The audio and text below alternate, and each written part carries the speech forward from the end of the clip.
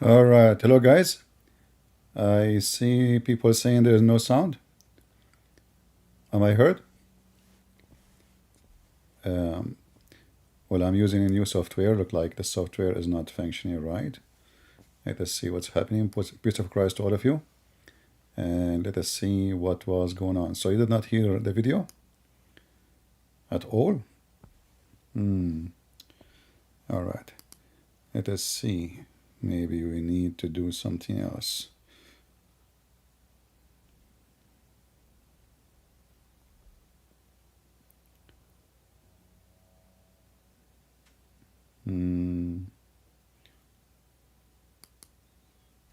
Let us see now.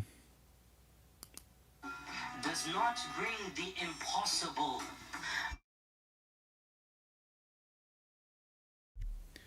Well, look like we need to solve this problem later. For now, maybe we will use the feed from my microphone. All right, well, this is a video we made before, if you remember.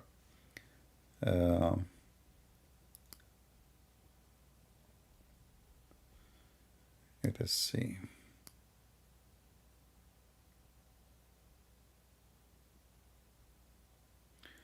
Yeah, no video sound, so we will play. For some reason, I don't know why it's not working. Let us see what's need to do.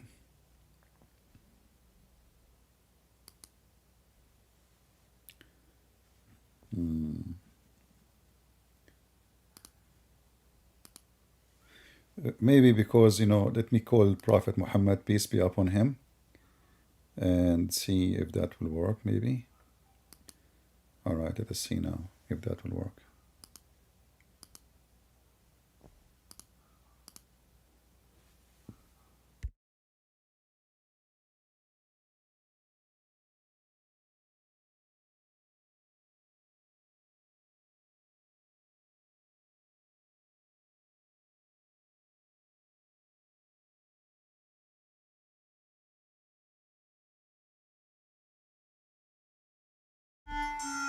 No, it's not working.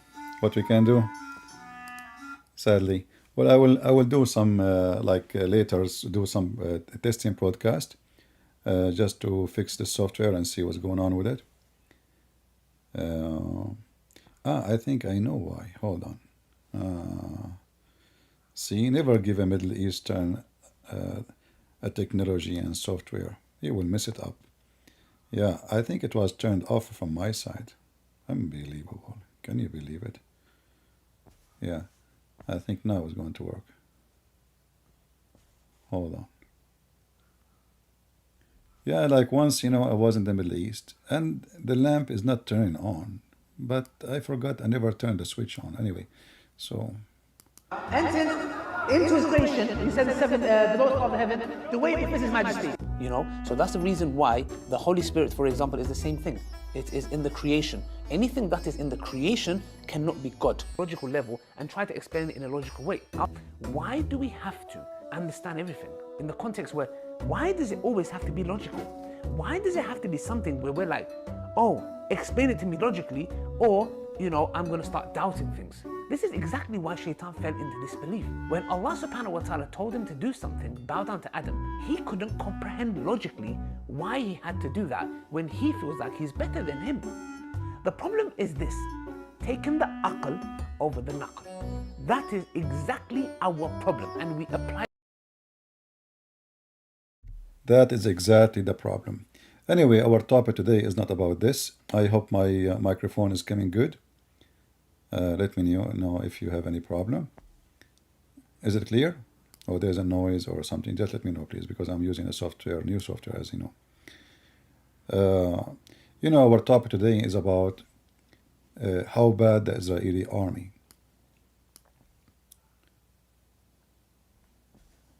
Just to show you how hypocrite the Muslims are. When they debate you about anything, it doesn't have to be logical.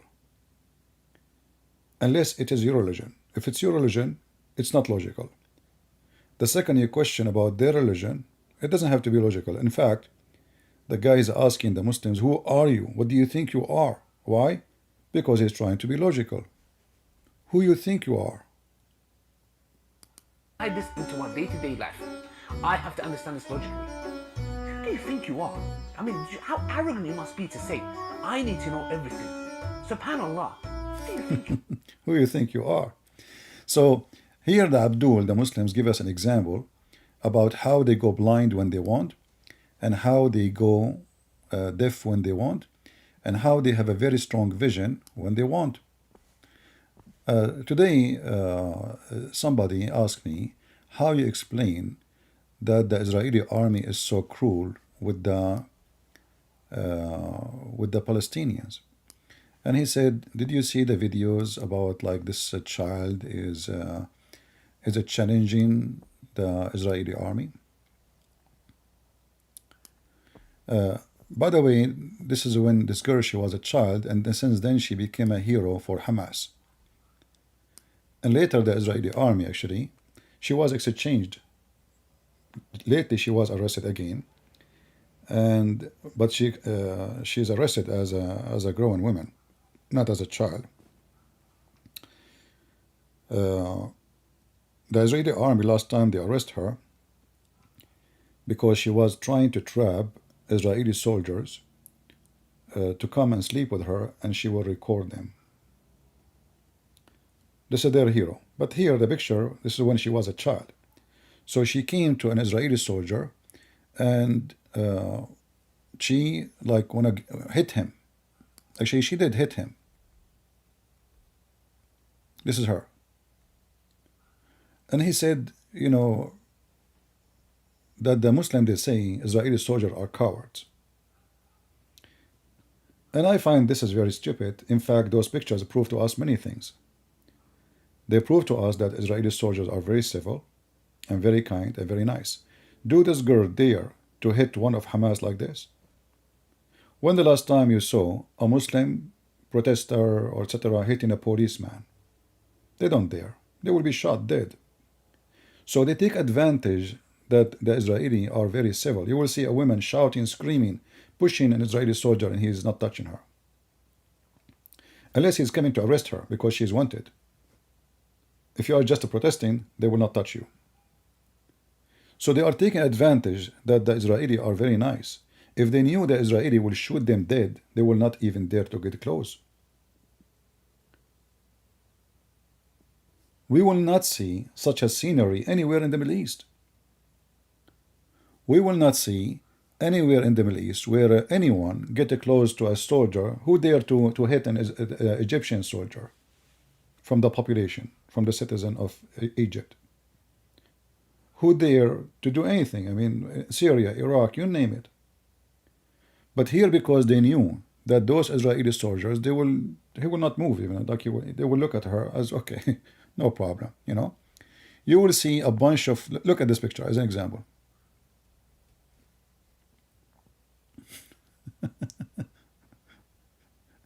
Well, those are armed soldiers. He can shoot them all.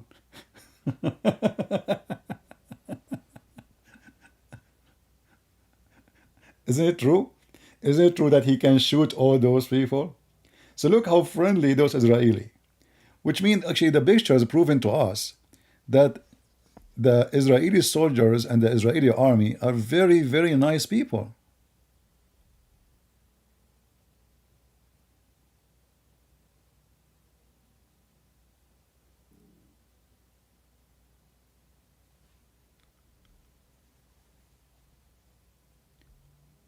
So the pictures they are talking about, it's condemning them is not the opposite. And it's a proof that any casualty of civilians happen in Gaza, it's because of their being careless for their kids. So they show you those pictures, and they look, you know, many of them, by the way, they are fake. I saw yesterday a video, I will try to find it. The guy was saying to them, cry, cry, cry, you know. Other video, the guy saying, shout Allahu Akbar, shout, shout, you know. I mean, you're recording, but because people, they don't understand Arabic, so you will hear the video, you will hear talking, but you don't know what he's saying. So all the pictures is to condemn one side of the story, which is Israel. Look at those pictures. Those are the Israeli soldiers. Okay. Usually only Palestinian soldiers. Sorry, children's.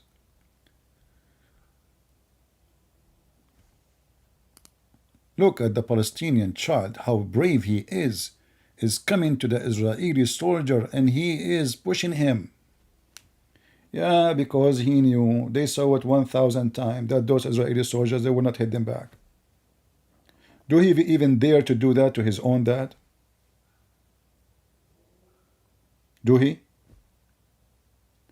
If we are talking about brave and bravery, Hamas, they were very well armed. We cannot even find them.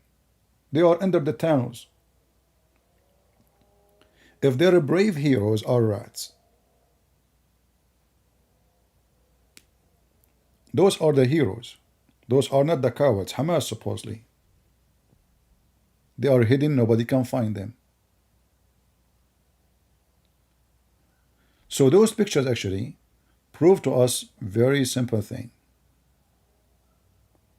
That the Israeli army are very, very friendly. Very kind. You will not find any Islamic country, anyone there to do this to the security force or to the army.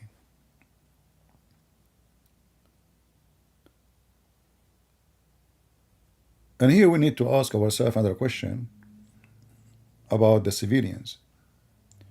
Everybody keeps saying to us the innocent civilians. The innocent civilians. There is pictures of Hamas in every corner in Gaza, or in the territory of Gaza in general. When the last time we saw people striking against Hamas? If those are innocent and they are victims, when the last time we heard that the hospital teams, they call the Israeli, says, hey, Hamas is hiding under our hospital. Hey, I found where the hostages. In fact, I just learned yesterday that the employees of the UNRWA is the refugee organization, rescue organization from United Nations. Teachers from the UNRWA, they are praising Hamas, and even there is one of them, one of the hostages reported that the one who captured him in his house, or let us say she was captured in the house of a member of the UNRWA. Imagine. So when they say to you civilians, so now if the Israeli army attacked this house where the guy, the employee of the United Nations, the UNRWA, and they killed him, what they will say? They will say they are shooting the United Nations employees.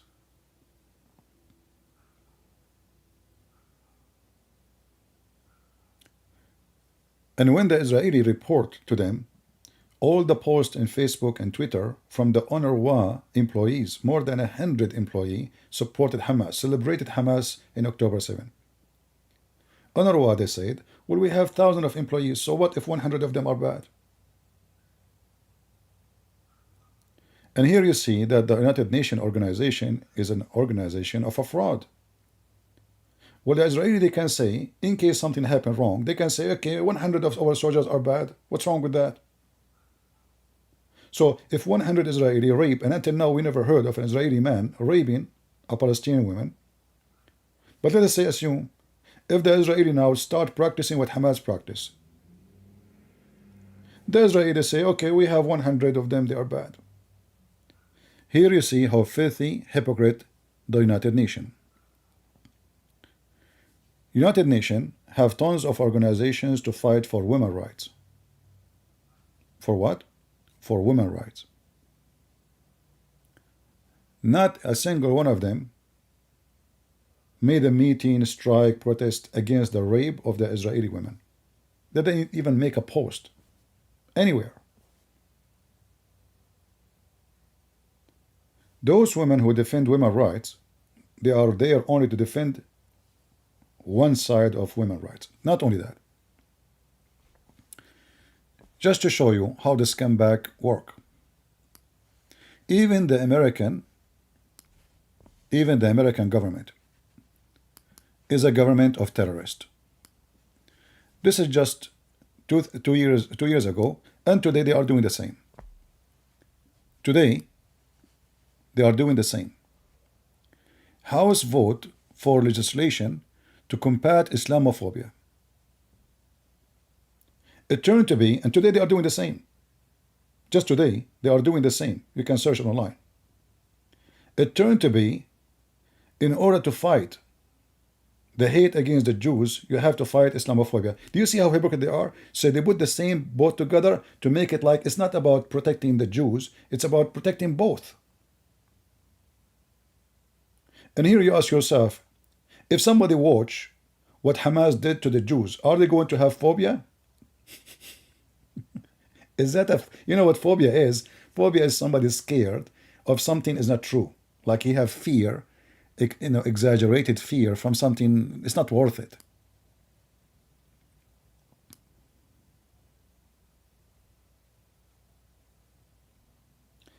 If you accuse somebody that he's supporting terrorists, this is Islamophobia. Well, they are supporting terrorists. Any of them condemn, like this woman, Ilhan Omar, condemn Hamas? No. Will that mean they are terrorists? If you are, either you are with or against. Hamas is announced as a terrorist organization by many countries, including Muslim countries. How come she will not? Because obviously she supports terrorism. Here you see how the Americans themselves, they are so stupid and they are so hypocrite and they are anti-Christians, anti-Jews. Imagine that the one who kidnap, the one who rape, the one who torture, the one who discriminate, he needs protection, not the opposite. Which country is discriminating Muslims?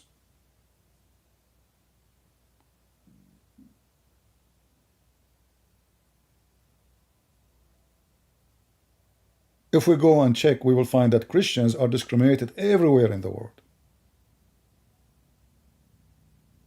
They kidnap our women, they rape them, they force them into religion, they force our children, they force Islamic education on them, they force Islamic law on them. Just go check right now, type Pakistan, type Nigeria. Just last week, a church in the Congo burned and tons of people killed. Did you hear anyone talk about it? No. Why? Because they are African and they are Christians. If the one is killing them is a Jew, the whole world will be busy about it. If it's a Christian, the whole world. The Nigerian terrorists, they keep kidnapping Christian girls, raping them. They burn the whole village, they kill everybody. It's fine. Nobody moved. Nobody want to send assistance. Did you hear assistance coming from United Nations? Did you hear the whole world is moved by, what is even the images of those people who get killed? Nobody will go. Not even one single journalist want to go there. All the journalists in the world, they are now in Gaza. Every single station. But who want to go check what's happening to the Christians or even non-Christians in Africa? Nobody. Who care?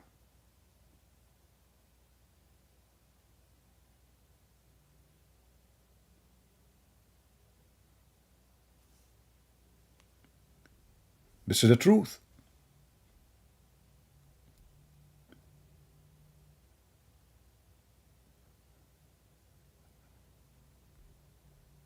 You have to protect the Muslims because they are the one who live in fear. I mean, we saw them in New York. They are attacking the Christmas tree by the help of the liberals. When the last time you saw Christians invading a Muslim festival or occasion, they want to stop it. They want to, I mean, we are the majority in this country, and the Muslims are not even 1%. And yet, the stupid American government, they are working hard to fight what's so-called Islamophobia. Well, as long as it's a phobia, what about stop the security in the airport? Because I don't know why you are asking people to take off their shoes, and why you are asking them to take their computer on, and why you have those scam machines. Before you never have them until 9/11. Do you have a phobia from Muslims? Or this is a real risk? When they are checking, everybody when they go in there, how come before 9/11, we go to the airplane, nobody check anything? Nobody even ask you for ID. No security line, nothing.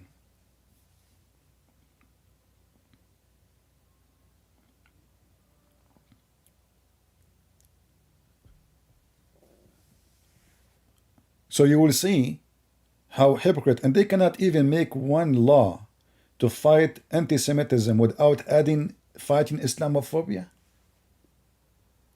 What, who?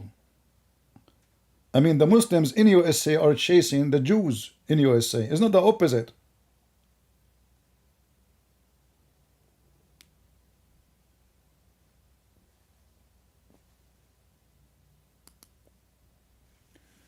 Trudeau is saying Christmas is racist. Well, so what? Let us say it's racist. So the race who they are Christian, they celebrate it. What's your business? Isn't it this is what he stands for? That every race have the rights? I mean, this Trudeau is a Trudeau. But you know, don't blame Trudeau. Blame the one who voted for Trudeau. I mean, how in the world even this idiot, he become prime minister? Those Canadians are doomed. You know, the Canadian, they have like, you know, this is what the liberals did to your childrens. They control schools, they control government, they control books, they control the medias, and now your kids are their slaves. This is what we saw in the last few weeks. The majority of students in schools, they are supporting Hamas. They don't care for the Jews. Kill them all. This is the fruit of the liberals. The Darwinism, the stupidism. They are even playing the videos of Osama bin Laden. This is how stupid the Americans these days are.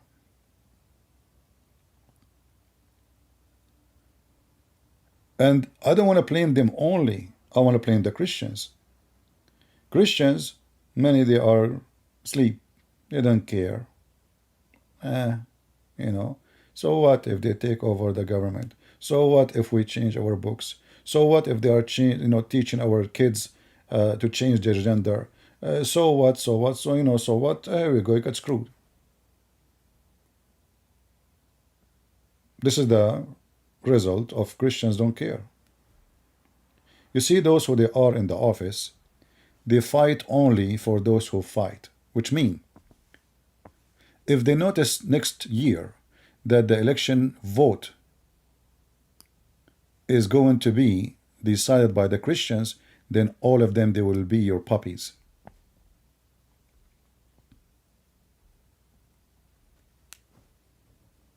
All of them.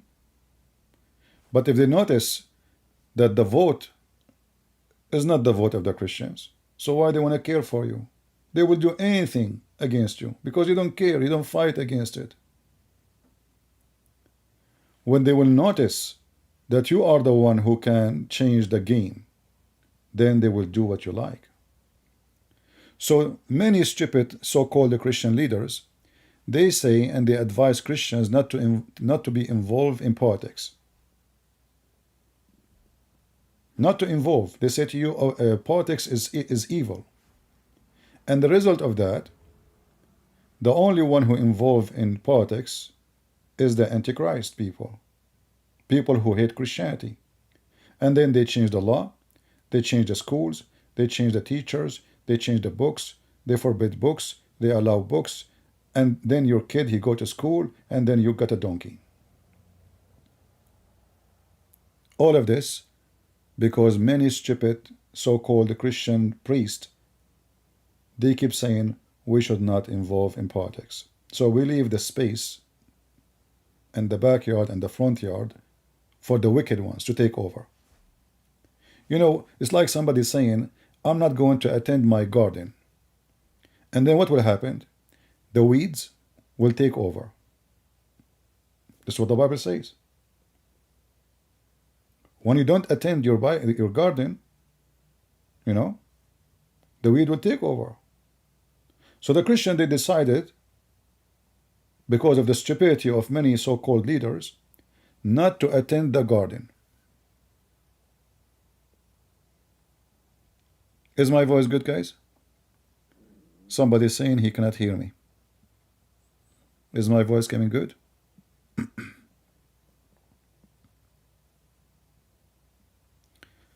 Let me know, please, if you have any problem.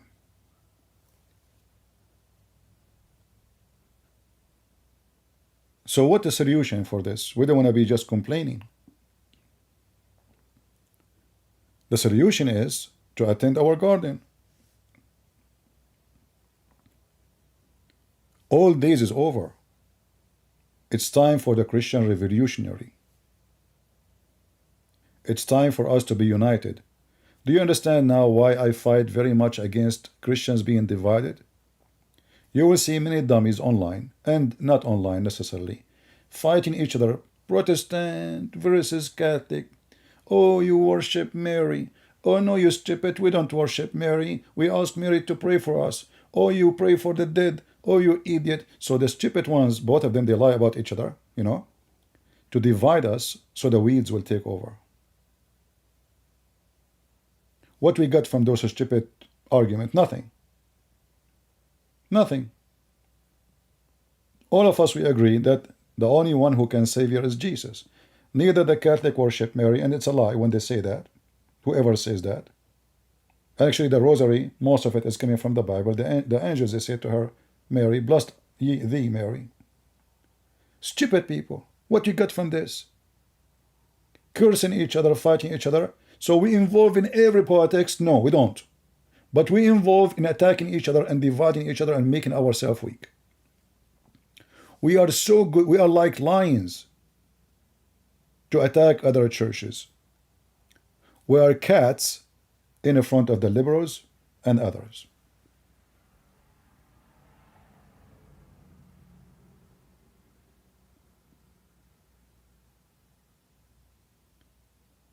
Do you see why those who they are dividing us, they are serving the devil? What the Christians got from all those hundreds of years of division, you tell me. Are we stronger? What happened? Is your church is the one is saved and the other churches, they will go to hell? This is what the Muslims do. This is what the pagan do. Jesus did not come with Catholic and Protestant and Orthodox. All of you have nothing to do with Jesus. The only one have to do with Jesus is the one who followed Jesus only, not by name. Who cares? Do you think Jesus will care if you are Catholic? What does that mean for him? Nothing. Oh, you praise Mary. What praise Mary or not? Still, Jesus is the one who will save you. If I mention Mary or I never, if I mention Peter or never mention Peter, if I mention Mary or never mention Mary, if I mention Paul or never mention Paul, who is the one going to save me? Jesus. So because of their evil, they divide us, and they keep calling each other names. And many of the fools, they love it. And by the way, the Muslims, they love to play the game. They go inside the chat, they say, I'm a Catholic, any stupid Protestant here, and right away the dummies, they involve in the fight. They knew how to fuel you with your stupidity. Divide and conquer. So all those countries will be fixed if all of us we are united. So we vote against the same person and we vote for the same person. We should not vote for Joe Biden because obviously he is working against the Bible. We will not vote for a party. Unless the party presents something evil, then we will say the whole party is bad. We will vote for a person. And that goes from mayor to school board, anything.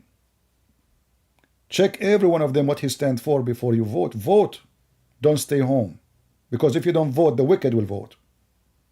And then the wicked will take over you. And then you cry and you complain, you say, what the wicked, are doing to us.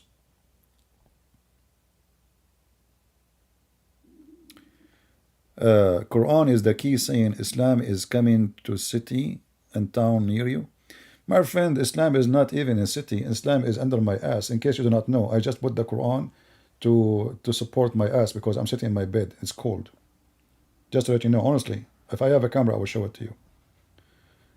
We don't fear Islam, you idiot. It's you who fear us. Don't you see? You need the Congress to protect Islam. Who is the stupid? Who is the one at fear? You Muslims, you dummy, you think that a government can protect your stupid prophet. So who is the one is afraid? You tell me. They aren't protecting the Christians. You Muslims, you are desperate to protect the ass of your prophet, and we spank it every day. And do we care if they make a law or not? Here we go. Your prophet is a scumbag. Let us see what your law can do. I want to see what your Congress can do to me. Nothing. Who is the one need protection? How do we fight except through the words? No, you see, fighting have a different places and different timing. So if I am in the army, I will fight with a weapon. If I am fighting, debating, then we fight by words. If I am talking to somebody like a debate, we don't use weapon, you know. We are not terrorists. But if somebody coming to kill me, then I will make him shish kebab. And I will squeeze Joe Biden to piss on him. As simple as that. If somebody is a friendly, nice, he want to debate, he want to argue, okay, we argue, we debate. People judge who is telling the truth. But if somebody want to use terrorism to intimidate us, we are the men. We are the crusade. We can show them different era. We are no cowards. They take advantage of our kindness. No problem. But we are no cowards. And they knew that. You see, the Quran, just to show you how stupid the Quran is. The Quran claims that the Jews are cowards.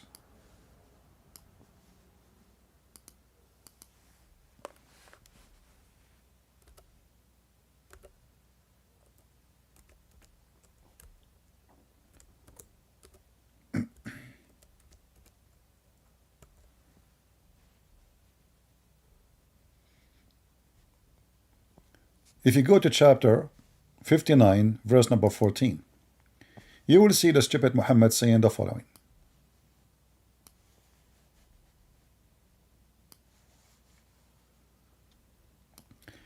They will not fight you all together except from fortified stronghold or from behind walls. Their hostility toward each other is severe. You would think they are united, but their heart are diverse. Okay.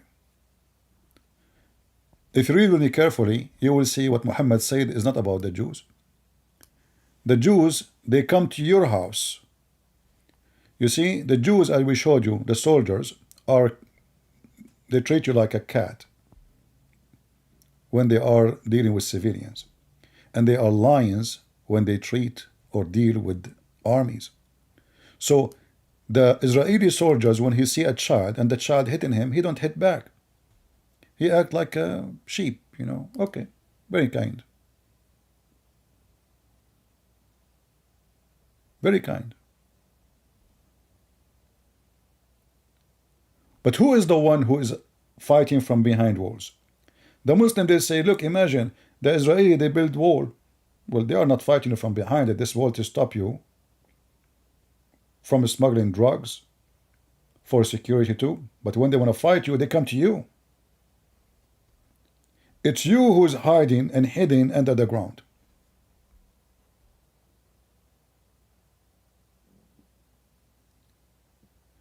It is you Muslims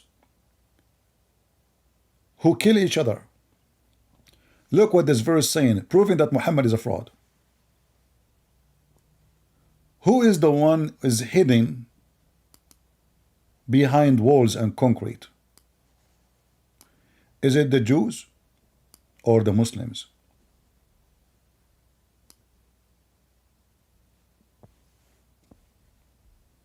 Who is the one who you think they are united, but in fact they kill each other? Is it the Jews or the Muslims?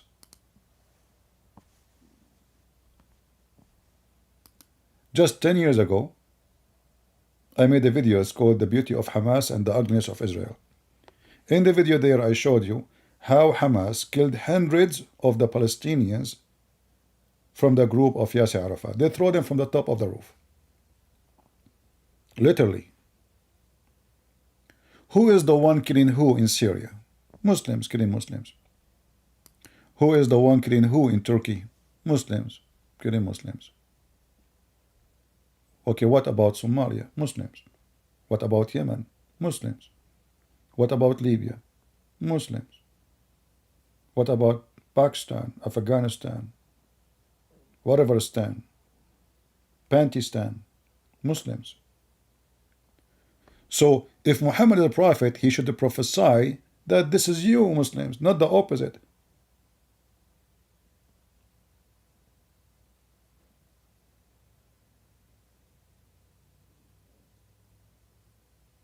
It is the opposite.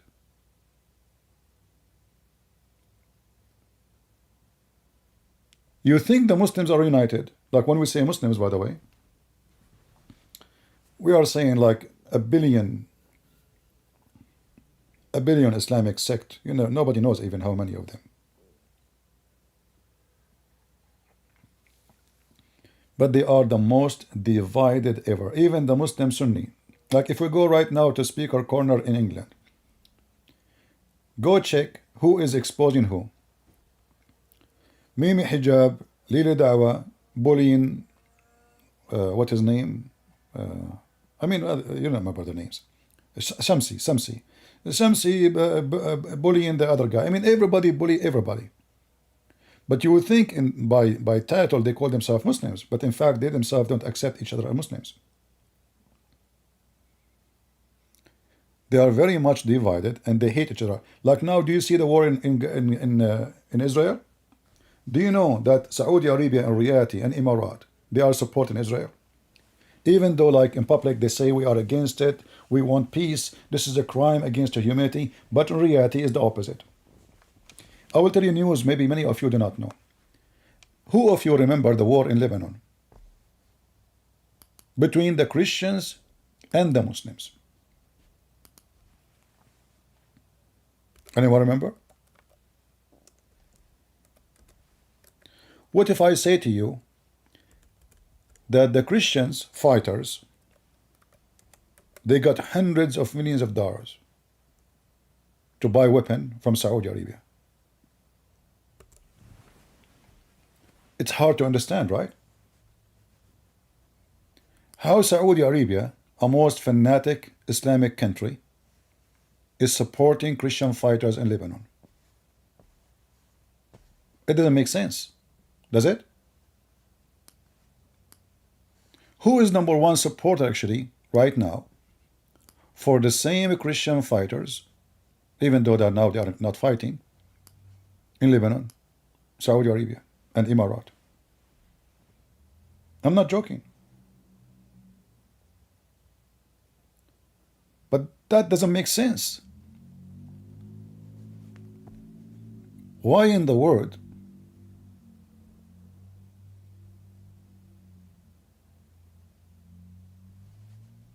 Saudi Arabia will support Christian fighters?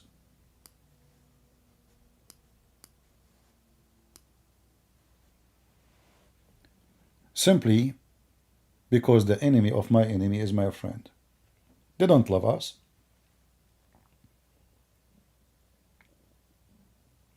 They are fighting Hezbollah. They are fighting Amal, which is the other organization of the Shia in Lebanon. And now we understand the interest of the Muslims, or a group of Muslims, or a government of a Muslim, why they want to support Christian fighters against Muslims. Because simply the word Muslim is very flexible.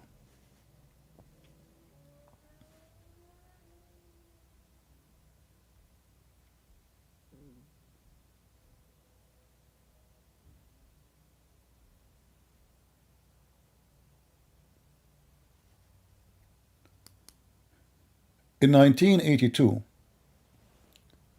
Israel and Saudi Arabia supported the Christian fighters. Then Israel, they withdraw, and they don't support the Christians no more. Who stays supporting the Christians?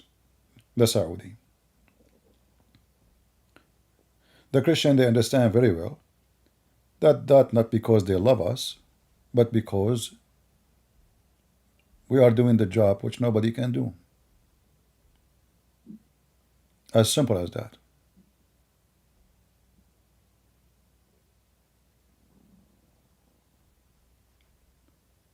And that is telling you how much the Muslims' world is divided and how much hate they have against it, to the point they want to give weapon to the Christians so they can shoot at someone he's a Muslim.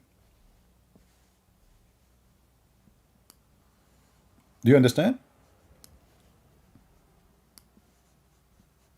How much hate they have to each other. You see, this is everything they do is based on religion. It's not like the Russian and the American. The war between them, or let us say the conflict, is not about religion.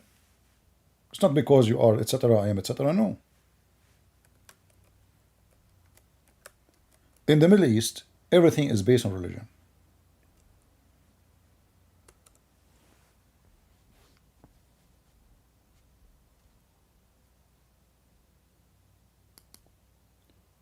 The Saudi, they knew that the Christian fighters are fearless, and they were able to defeat with no mercy the Muslim fighters. Hezbollah sent tens of thousands of fighters, and they were defeated. They could not even occupy 1 centimeter of the Christian territory. So the Saudi, they said to themselves, well, those are the perfect ones who can defeat Hezbollah. Let us support them. And until now, nothing changed. What about the future? Those are the Christian fighters, in case you do not know. And this is their flag in Lebanon.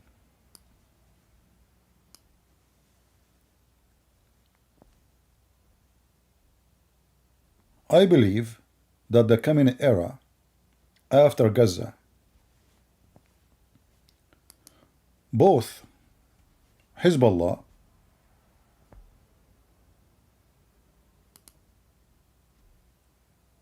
and Harakat Amal and whoever support Iran will face a very, very aggressive warriors of war, the Christian fighters in Lebanon. I believe strongly that Israel is going to support the Christians in Lebanon again, and that will be done with the support of the Saudi and Emirati. Those are the Christian forces in Lebanon. Very aggressive fighters. Just 2 years ago, Hezbollah, they tried to attack a bunch of civilians in the Christian territory. Hezbollah lost 7-0. 7 terrorists were killed by the Lebanese forces, which is the Christian forces,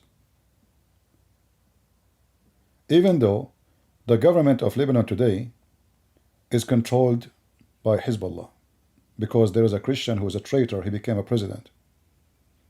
Just to become president, he betrayed the Christians. So what will happen in the future now, and we will see in the Middle East, because the coming war is going to be after Gaza, is going to be Lebanon. You can say that will not happen. I say to you, it's going to happen. The Israeli will not feel good to see that anytime their neighbor country can threat them, like now what they are doing. They have to finish it and they have to clean it. And the one who will do that is the Christians in Lebanon. Which means it's going to be a civil war again in Lebanon. It's going to be ugly, disgusting, and bad. But what you can do, this is the leaders of the Lebanese forces.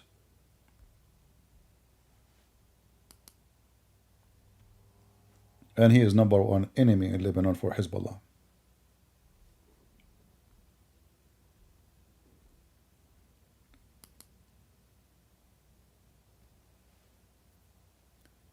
Last time, Nasrallah, he made a speech. He made a threat to this guy, saying to him, I remind you, I have 100,000 fighters. I have 100,000 fighters. This man, the Christian man in the left, he laughed at him. He said, we are waiting for them.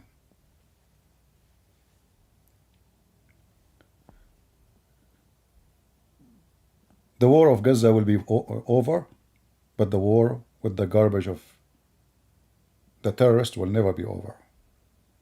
Because terrorism is a way to accomplish politics and gain. They don't use terrorism just for fun. Terrorism is to make you bow down to them. They will say to you, are you willing to pay blood? We know, we are kind of people, we don't care.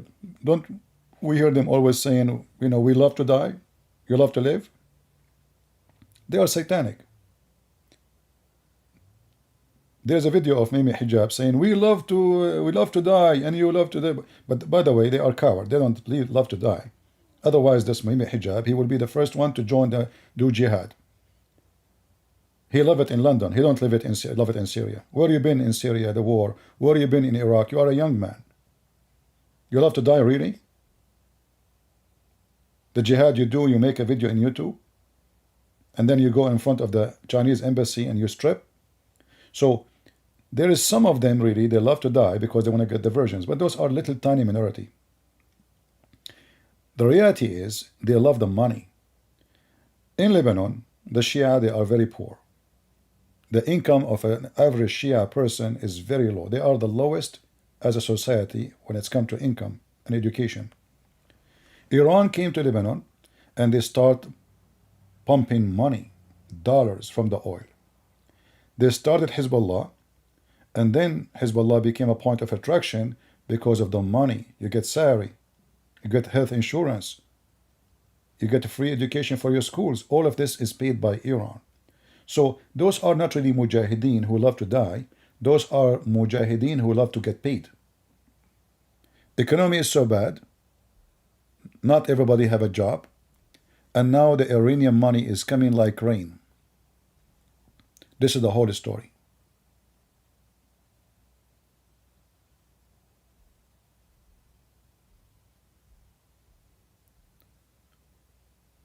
I see Iran is doing the same as one day the Soviet Union, if you remember. The Soviet Union, in the time of the communists, they were giving scholarship, money, support to many government. If you are a country who support them, they give you, if you join the Communist Party, let us say you are in Yemen, you are in Lebanon, you are in Syria, you are in Iraq, you are, and then you join the communist, they give you free education. So you go to Moscow or any university in Russia at that time, Soviet Union, and you stay and you eat and you housing, all for free. All for free. Tens of millions of young men get a free education in the time of the Soviet Union for free. The result of that is bankruptcy. The Soviet Union collapse. Iran is trying to do the same. But the Iranians are doing something different from the Soviet Union. Whatever they implant, their party or their organization, they start drugs business. So now Hezbollah is #1 drugs business organization in the Middle East. Yemen is the same. And you know how much drugs can make. Billions. So Iran is sponsoring them, but in the same time they are using the territory controlled by Hezbollah as a territory of farming for drugs. And the drugs of Hezbollah is sold to Saudi Arabia, to Emirat, to Bahrain, to Jordan, to Syria, to Turkey, and even to Europe. The money from the drugs, Hezbollah are smarter, they were smarter than ISIS. They open banks in the West. In case you don't know, you can search right now about how many money organizations, or let us say even banks, they've been shut down because they discovered they are owned by Hezbollah.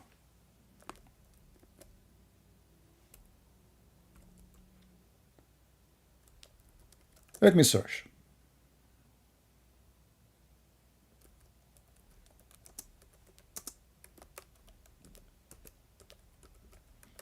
I guess will not take me long. Let us start with Canada.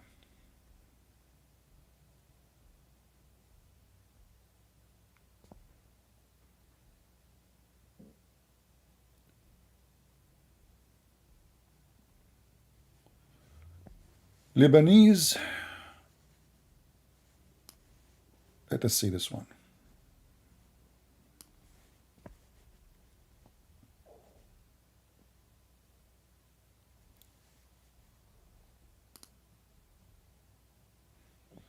So what they do is simply, after they do sell their drugs, they use banks, legal banks in the West, to clear themselves. So the bank is legal, you know, it's legal like any bank in the world, but it's a bank owned by Hezbollah. So, like you see, you go in Canada, you see a bank, okay, you put your money there. So simply what they do the money laundering, the money from drugs, which they make billions of it. They open a business with it in the West. Gas stations. You will see somebody coming from the Middle East yesterday, just a week before, and then 2 months after he have a gas station. How in the world he own it? Well, he is sponsored by somebody, obviously. Who? Hezbollah. I'm not saying everyone from the Middle East he opened gas station, he is from Hezbollah. Don't make it this way. But I'm just giving an example how they invest their money. So they bring the guy, they say, listen, we give you the money. You open gas station, you send us 80%, 20% for you. And slowly they control businesses and field of businesses, grocery stores, gas stations, banks. And they move their business beyond your imagination. So now they will have many income coming from many countries, not only from selling drugs inside, or let us say smuggling it inside the Middle East area. They extend their business overseas. If you check right now, you will find Hezbollah, they have branches in Venezuela, Nicaragua, many countries of South America. They have even villages, training camps in South America.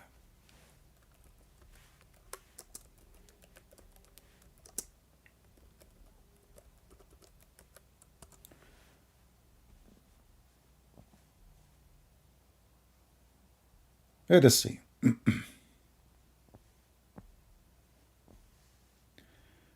Just type Hezbollah and South America. You will find a lot of links.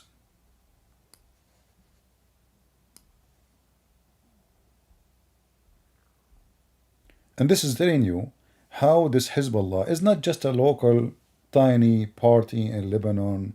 They have like 100,000 fighters, which is big as a number of fighters. They are all over the place. You can do the same in Africa. But I mentioned South America because those are the neighbors of USA. They are next door to us. They have training camps. They have partnership with the cartel. Those are way smarter than ISIS and Al-Qaeda.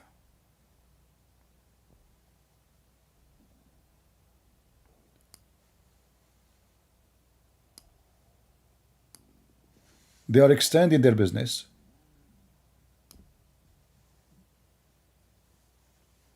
And you will find them everywhere. If I say now, Hezbollah,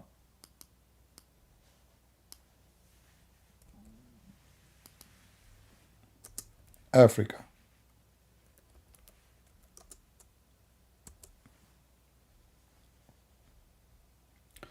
you will find the same.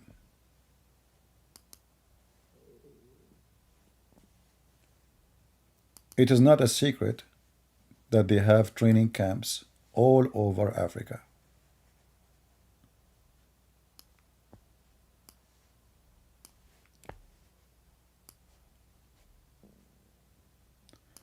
And by the way, if you look at this picture, you will find something funny. I don't know if anyone of you notice. So those are Africa Hezbollah, which is very weird, right? I mean, Africa Hezbollah. But if you look at the picture of the old man in this image, this is the founder, the first founder of Hamas.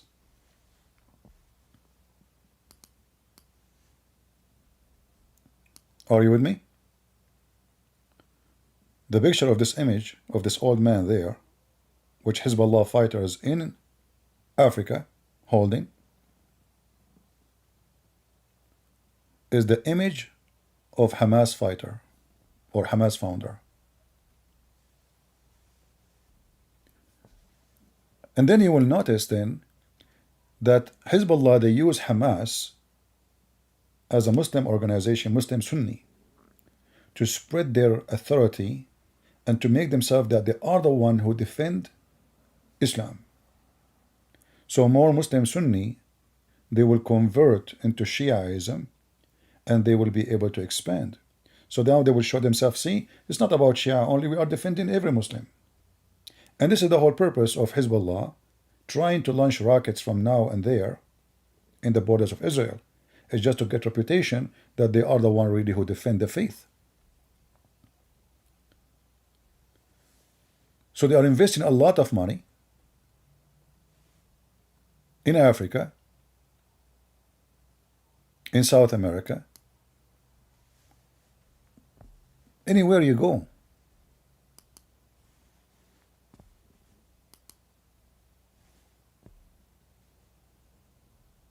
Those are Nigerian Shia. So now Hezbollah establishing a huge camps of terrorism in Nigeria. And the first question you ask yourself, why they want to join Hezbollah? Money. I mentioned to you before.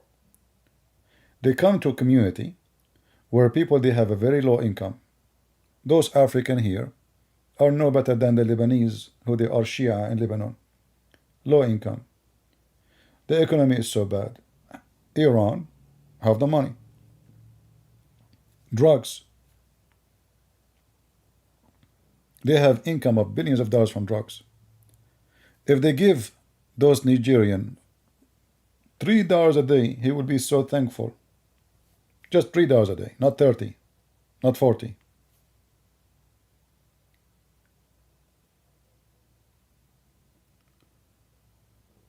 And the whole point is, so they can use them when they need them. What does that mean? We heard in the news that just last week, and since October 7, a group of Iranian militant in Yemen, Shia,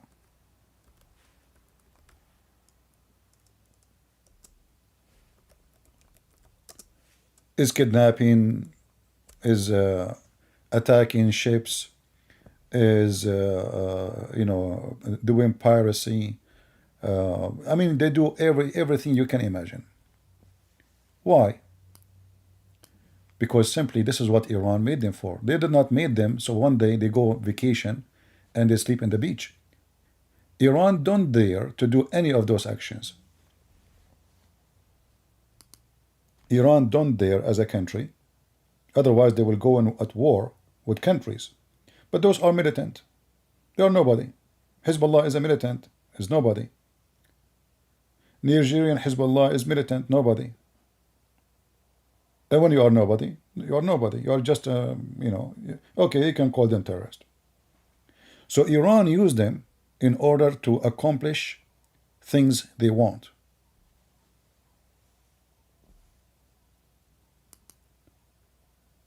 Iran now, they sponsor those group, which is in a very sensitive area, where they can shut down all the transportation by the sea in the Red Sea.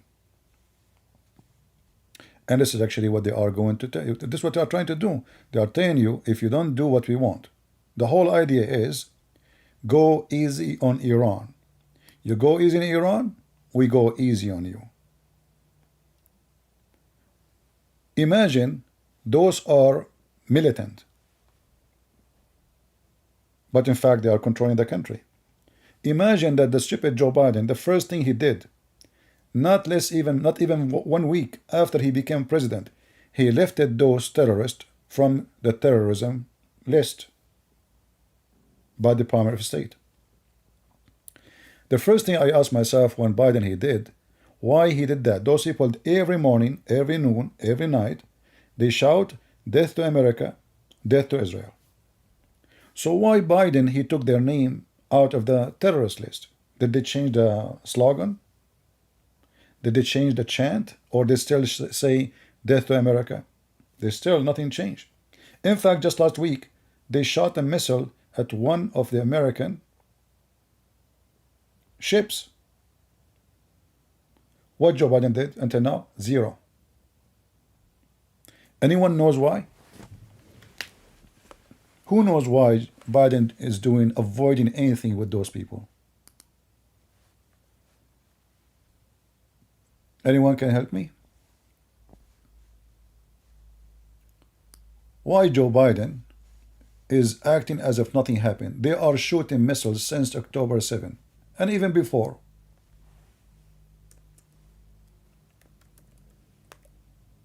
There is a very good reason.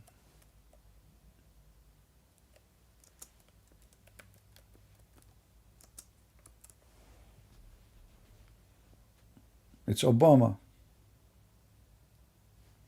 You see, when you say Obama is a Muslim, they go angry from you. Obama is the one who left all sanctions from Iran. Obama is the one who sent money in airplanes to Iran. Obama is the one who made Iran became a center of trade and businesses. He opened the door. They have sanctions on them. They can do nothing with anyone. It was Obama.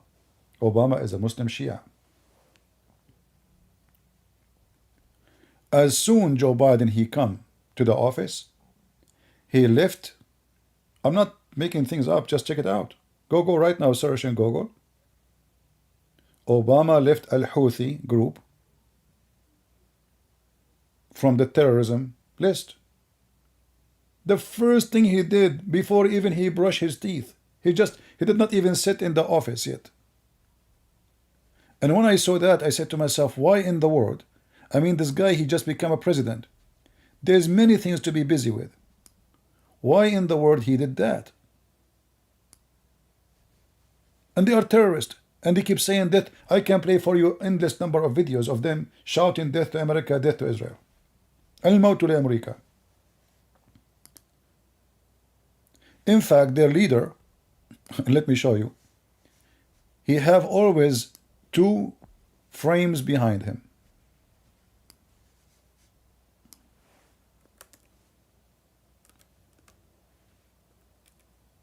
Let me show you. One frame, which is in his left, It says, death to America, death to Israel. Let me show you. Give me a second. If you have your phone, you can translate. You know, your phone can translate the text. You see the text in Arabic? Allahu Akbar, this is in green. Let me see if the pen in this software work. Let us try.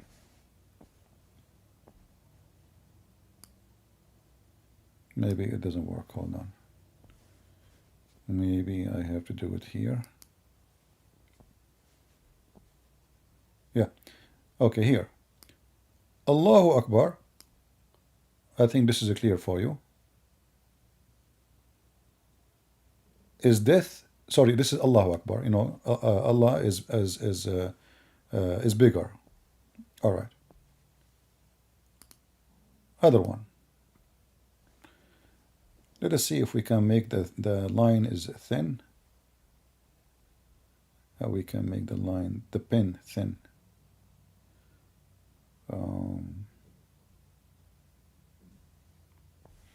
Anyway, let us do it for now. Later we can find out. The second line here in red, it says Al-Mawtu li America, death to America.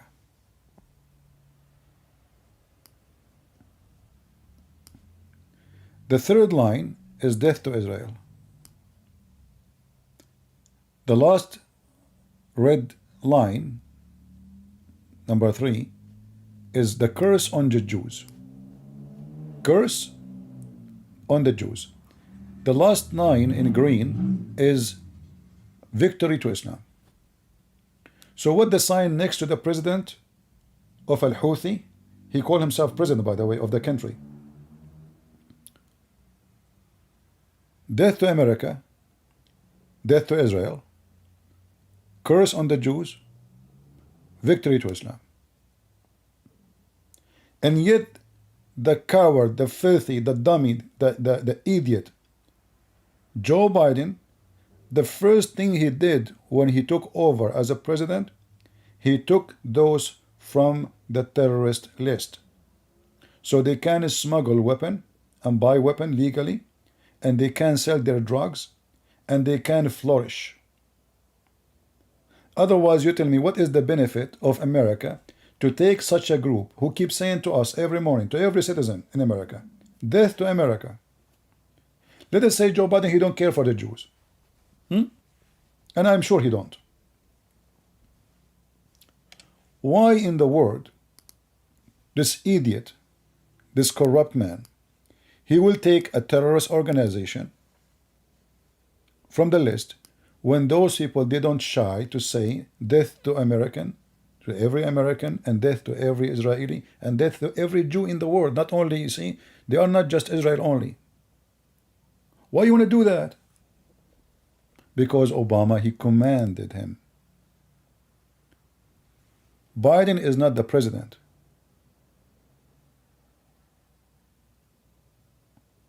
The real president in USA is Obama. Obama cannot come back as a president. He did roll already two terms. So now his puppy, who was his vice president, is in place. You will notice that the first thing Obama, aka Biden, did, they wanted to lift the sanctions of Trump on Iran and to revive the agreement about the nukes, because they want Iran to have nukes. Obama, he wants Iran to have nukes. He made a deal with them that after 5 years, if Obama deal is still in existence, Iran have nukes already many years ago. The deal was only 5 years. So what, after 5 years they can have nukes? Yes. So all of this is just to tell them, okay, you can have nukes after 5 years.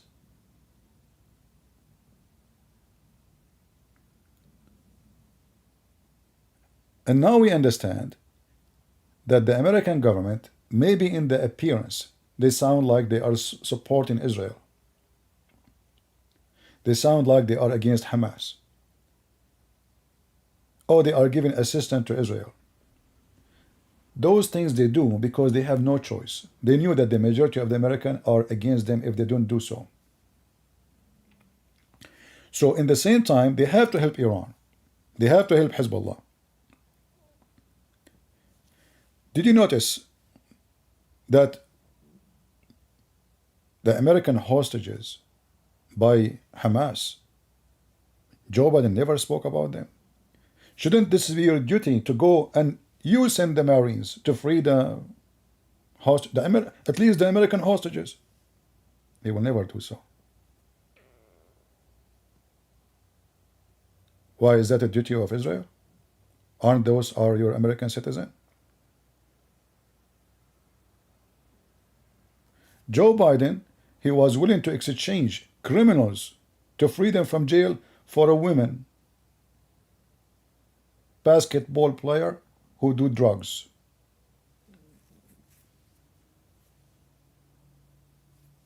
The same did with Iran.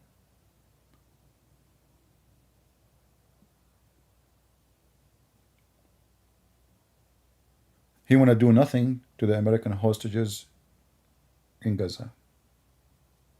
He don't care. And he will not even consider it. If Hamas, they learned that the American, they are preparing to send the Marines to free the hostages, do you think Hamas would keep them? They will not.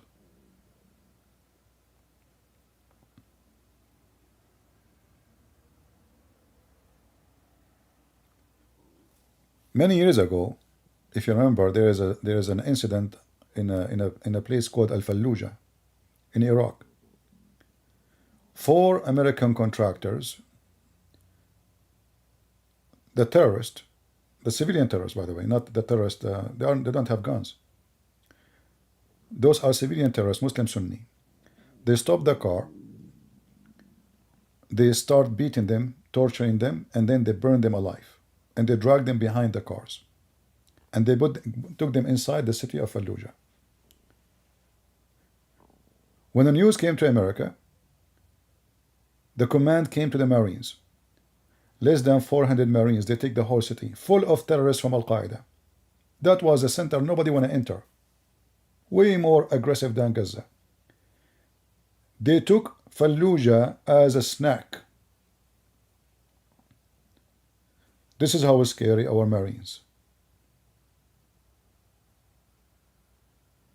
Every force in the world, they knew that you play with everybody, but you don't play with the Marines. When I was in the army, there was a soldier. He did beat 5 people. 5. He broke their bones. Literally. I mean, the guy, he just dismantled them. So, you know, I was talking to him, you know, there is an investigation, etc. So I said to the big boss, I said, what will do?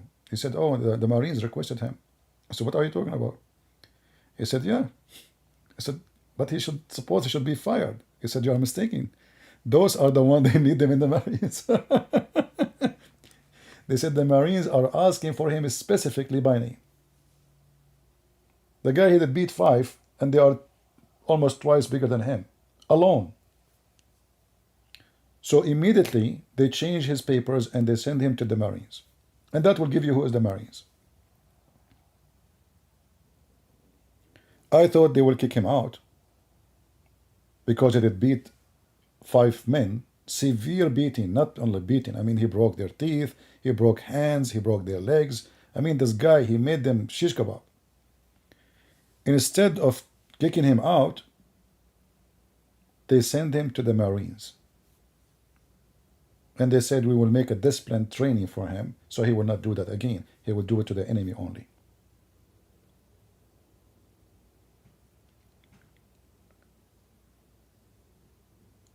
So why Joe Biden and why the West, and what they are doing exactly? You will notice that Joe Biden keeps saying to Israel, don't attack Hezbollah. Don't attack Hezbollah. They don't want, you know, Israel is so desperate to go and teach Hezbollah how to behave. It is America. It is Joe Biden. They keep telling Israel, don't. So you can understand here that Hezbollah and all the dogs of Iran are protected by Joe Biden. This is reality. This is the truth.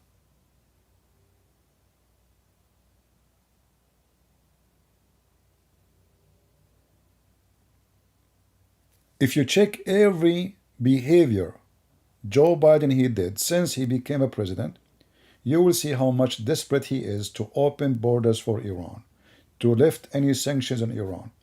And the proof of that, the first thing he did, it was not even maybe a week after. Let me search for it. Hold on. Because maybe some of you will not believe me, you know. Maybe this guy is making things up. Maybe it's not true. Just wait. Give me a minute.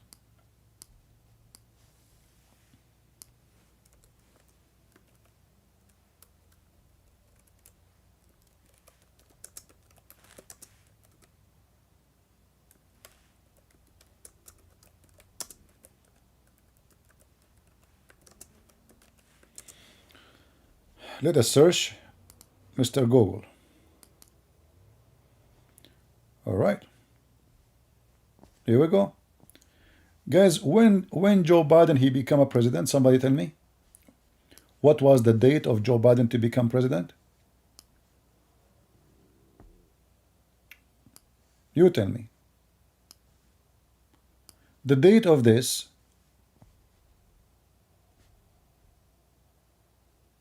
is, the date of the news here is February 16, 2021. NBC News, February 5, 2021. No, 2020, he won the election, right? When he became in the office, when he took over the office. Yeah, you guys, you're not getting it. When I say become president, it's not when he's elected, when he is in the office. So in January, if you remember, when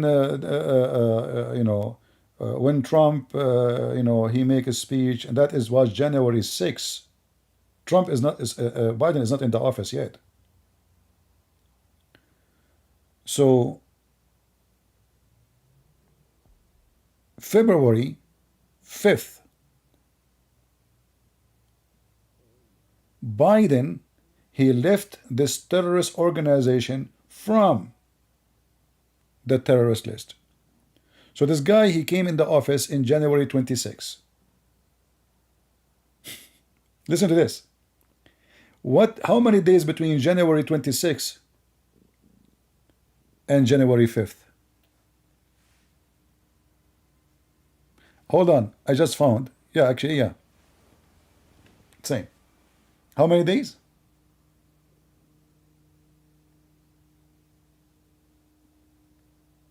How many days? I mean, the guy, he want to do that. Like, this is the first thing you do as a president. You have many things in the country. He's busy with Trump. He's busy with many. The first thing he did, he left al-Houthi from the terrorism groups.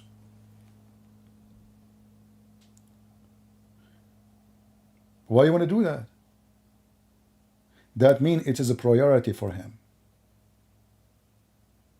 He did not do it a year after, 2 years after, 3 years after. No. The first, he is not even there for 2 weeks.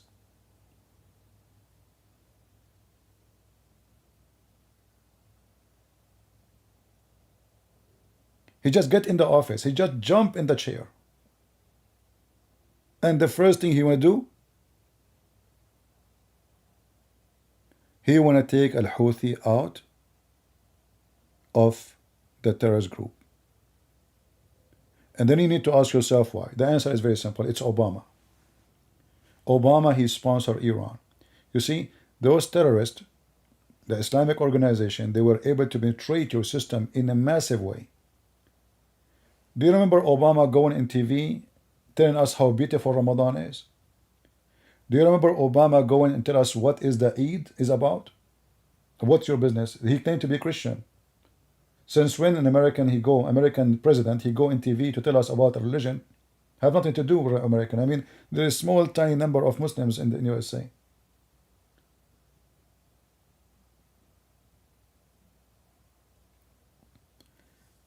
The Muslims were able to penetrate into your system in a massive way, to the point they have a president on your country.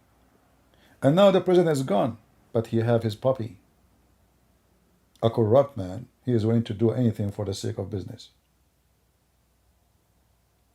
So until now, still we have a Muslim president in USA.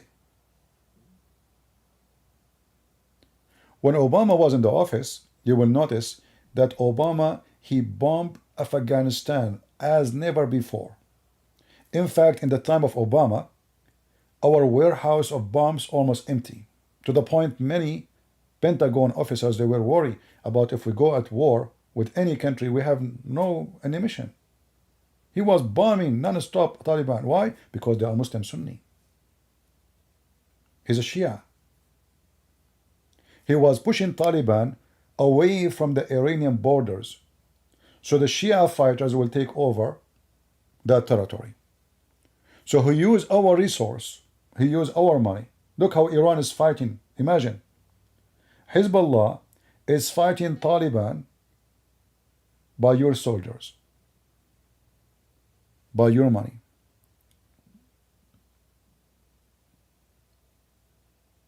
For Obama, it's not about money, it's about religion too. He knew what he's doing. So you think you are fighting Taliban, you think Obama, oh, how is a Muslim, he is killing Muslim, he's killing Sunni Taliban. And he is pushing them away from the Iranian borders. So the Shia, the Iranian, they will take over the borders.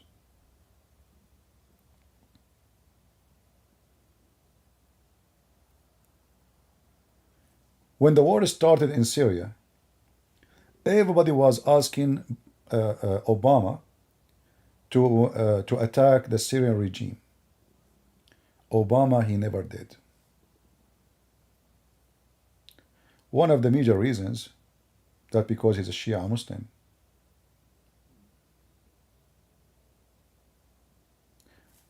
Under the pressure of all the Congress, he allowed to send money, 500 million, to the Muslim Sunni. But what they wanted from him, at that time, if you remember, Fox News, each time they go on live on air, they say, how come President Obama don't attack the Syrian regime, terrorist, So Fox News actually was encouraging Obama to replace a secular regime with terrorist. If you remember when McCain, he went to Syria, I don't know how many of you have a good memory. John McCain, I used to respect him, but this guy is a very evil man.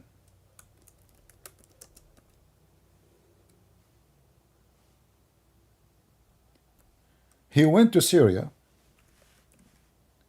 and he met with the terrorist Al-Qaeda leaders and ISIS leaders. And there is tons of videos of that. You can search for it. But I will show you pictures for the sake of no copyright. This is John McCain.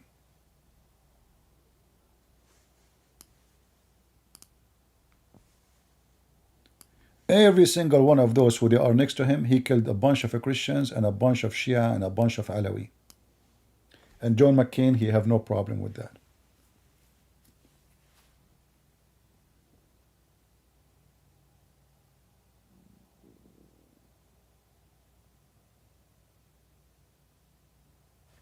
Turkey flood those people with weapons.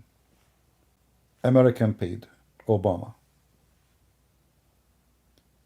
The result is burning churches, killing Christians, kidnapping them, raping them, asking for ransom, killing Shia Muslims, killing Alawi, who they are kind of a sect of Shia, trying to replace a secular government who don't care for religion with Al-Qaeda. But this was not the plan of Obama. The plan of Obama was to establish the Muslim Brotherhood organization, which is going to be under the control of Iran. The first center of Muslim Brotherhood in Egypt was paid by full money of Iran.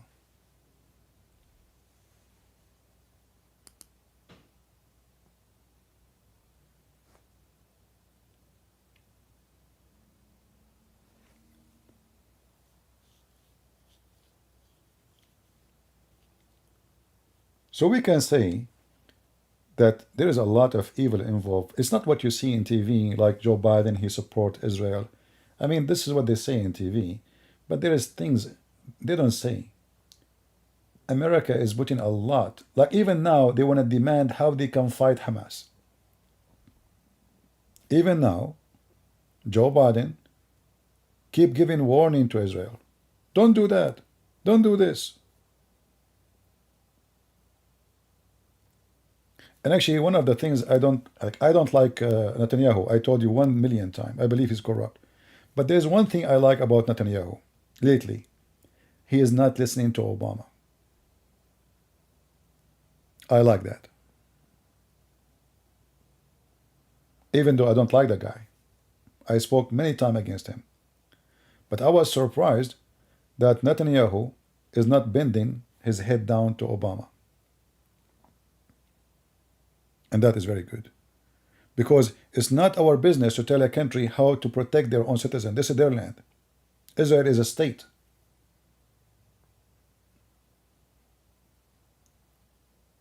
Israel is not a bunch of farmers. They work in Texas. We tell them you cannot plant the seed because this is against regulation. This is a country. They have a president. They have a prime minister. They have their army. They have their language. They have whatever they have. If you don't want to support them, say I don't want to support them. But you don't dare.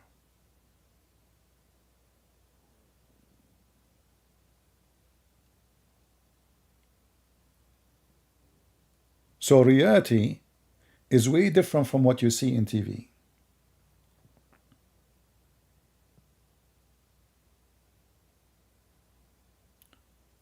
The Muslim money is buying a lot of corrupt men around the world.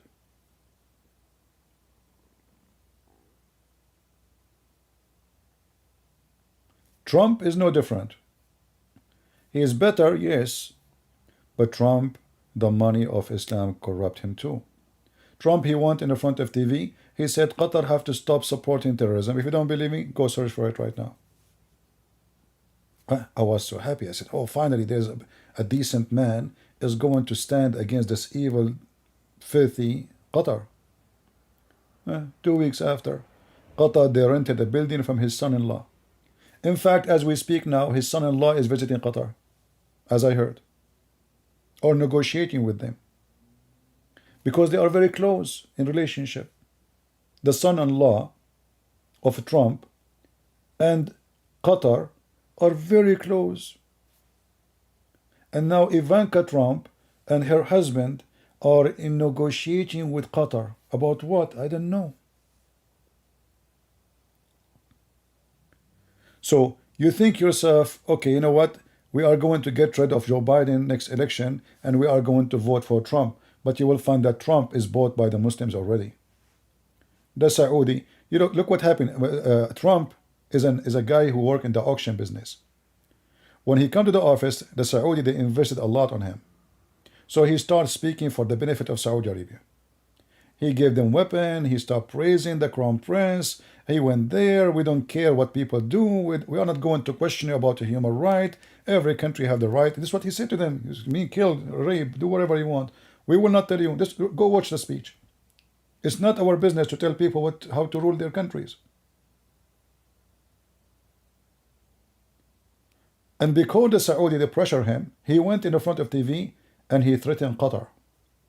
Then Qatar, they said, uh-oh, the Saudi, they paid more. Let us go to Trump and pay him more. So they went to Trump and they paid him more. And since then, he become more a friend to Qatar. It's a fact. So you think if we finish with those liberals, we elect Trump, we are doing better. But reality is not that. I assure you that number one person who will defend Qatar is going to be Trump. In fact, Saudi Arabia was going to invade Qatar, and Trump is the one who stopped them. Which means, if Trump did not do what he did, Hamas today will not do the attack. It was a Trump who support Hamas without knowing how stupid he is, just for the sake of money.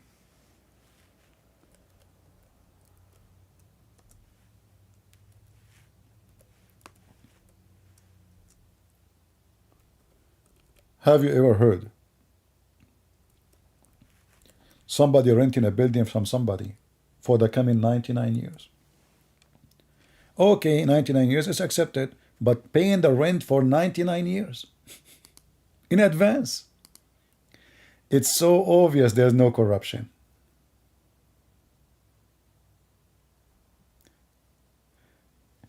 In Al Jazeera TV, they said that Trump, he says, US-Qatar ties work extremely well. Absolutely. Are you kidding me?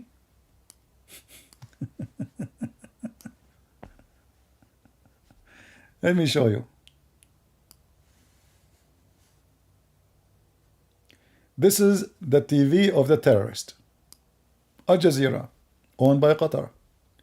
Trump, US-Qatar ties work extremely well. He's praising them. But this is the same guy who said those are supporting terrorism.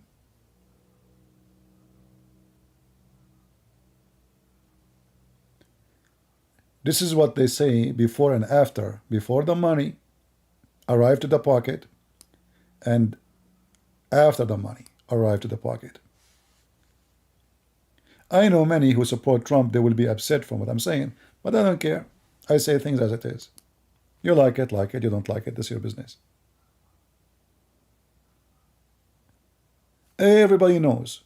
Do you think that the CIA do not know that Qatar is number one? I mean, the guy, he went on TV, he says Qatar should stop supporting terrorism. I can play the video for you.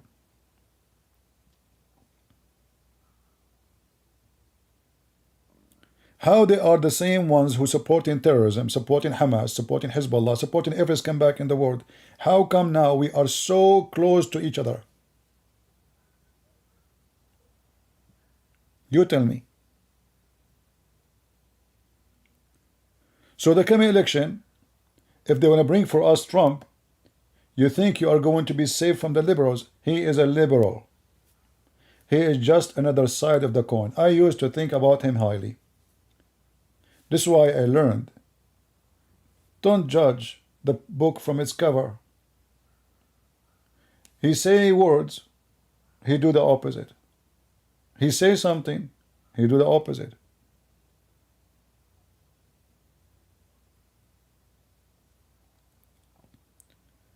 This is why, if you ask me, I hope that we will have a president who is not a businessman,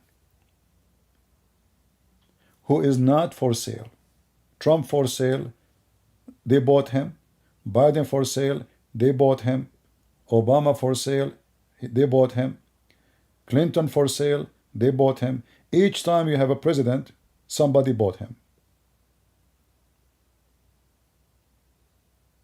If you go check the donation coming to the organization of Clinton, and look how the fraud work. So now, like, I am in politics, I am president, I don't have the right to receive donation, etc., except for the election. So what I do, I create a humanitarian organization to fight cancer, to support children, and then all the money go to my bank's accounts around the world. Hillary Clinton, she have her daughter wedding cost $3 million. If you go check how much money this woman she make a year from her job in the government, her and her husband, both of them, they work all their life for the government, and look how much they are in love with the government. Why they want to work for the government? I mean, what is the salary of the president of USA? Nothing. A policeman will make the same. So why they are so desperate to become president? Because of the money will come from behind it. Why they are, many of them, they are desperate to be in the Congress because stock market alone is a big benefit. Nancy Pelosi is in the same job for a century. She will not go. People die, people live, people born. She is there. Why? Because she is in charge of the stock markets. Any company they want to merge, they want to buy, they want to sell, they have to report before anyone knows to this group of Congress. And Nancy Pelosi, she go and buy the stocks. And guess what? Nancy Pelosi, she never bought the stocks and they lose money. Nancy Pelosi, she always sell stocks before they lose.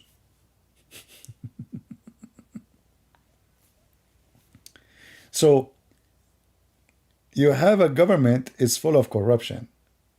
Your Congress, your senators, your presidents, and then you hope that next year is going to be better. They get so rich, you get so poor. I mean, I used to buy the, in our food we use a lot of olive oil. I used to buy the gallon of the olive oil for $9. Now it's 19. And the other day I bought bread from Walmart. The bread in Walmart used to be so long, it's almost like 32-inch. Very big. It was for $1. All this big bread for $1. Now it is not even half the size and half the weight, and it is almost 180 cents.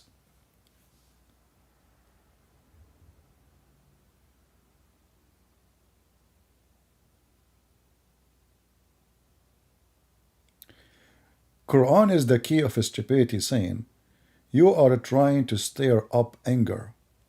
Look who is talking about anger. I mean, you Muslims, all of you need anger management. People make cartoon, you go crazy by millions, and you are talking about stirring anger, you donkey son of Muta. People make a joke about your prophet, you go and you want to be caught at Starbucks, be caught McDonald's, be caught in China, be caught, and you are talking about stirring anger, potato. Your wife, she do muta, you don't get upset. You stay in jail, in the Israeli jail for 3 years. You get out. You are a Hamas member. You are a hero. You find your wife, she delivered a child. You ask her where the baby coming from. She will say to you, honey, you forgot I was visiting the Jews when you were in jail. And they asked me to strip.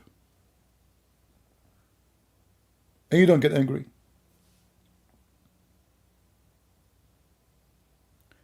The guy, Uthman, he took the wife of the other guy, and he's angry? He's making video about it. This is you. You get angry when your anger is useless.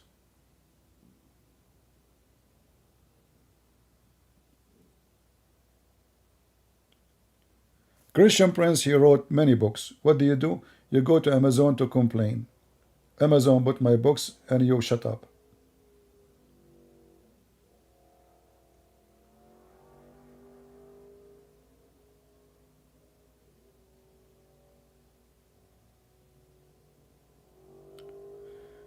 So anyway, I wanted to share with you my thought about what's going on.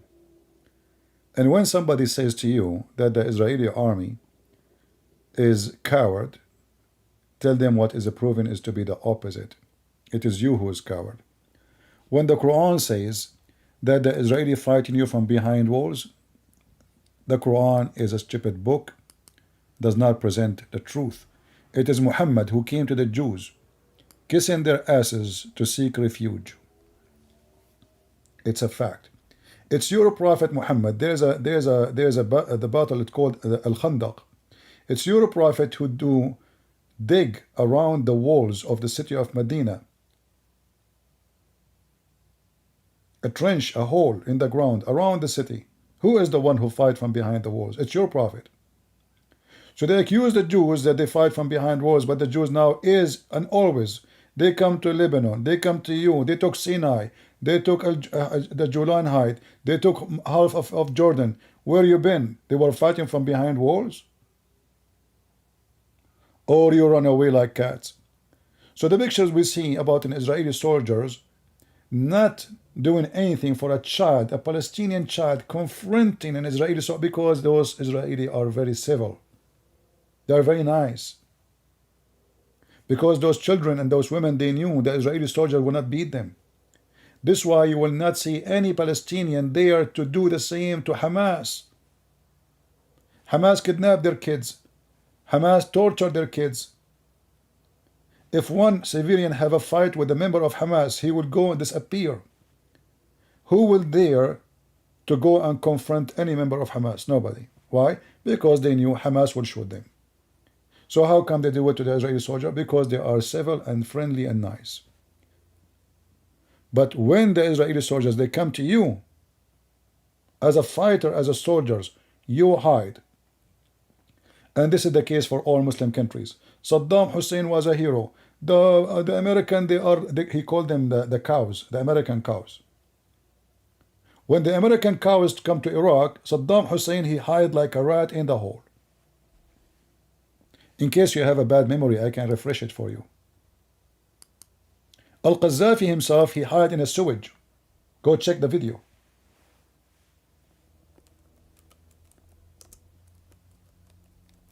Sewage.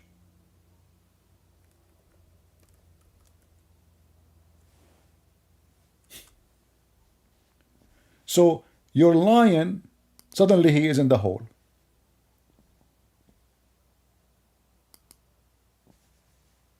Am I lying?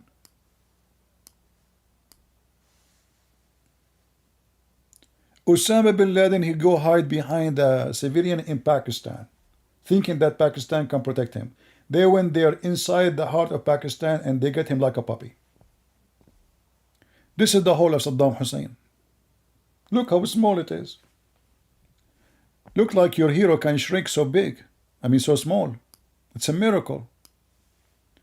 Those are the American soldiers opening the hole.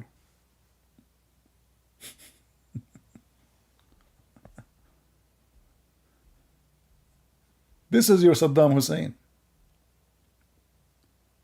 Same for the Caliphate, same for al-Baghdadi, same for, I mean, all of you is the same. So you claim that you are brave, you are, etc. You go, you attack civilian, you attack women, you know, oh, Allahu Akbar, and take a video. And when the real armies come to you, you are in the hole.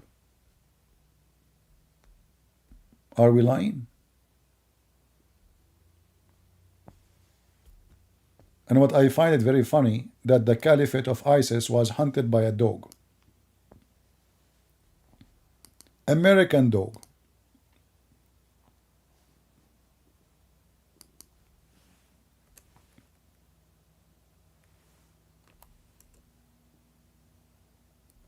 Are we lying? No, we are not.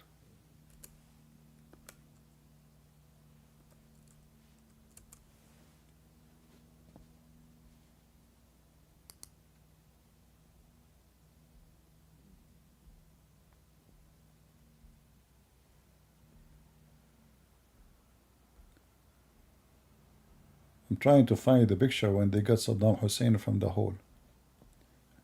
Look how embarrassing those pictures. This is an American doctor checking the head of Saddam Hussein because he was full of lice.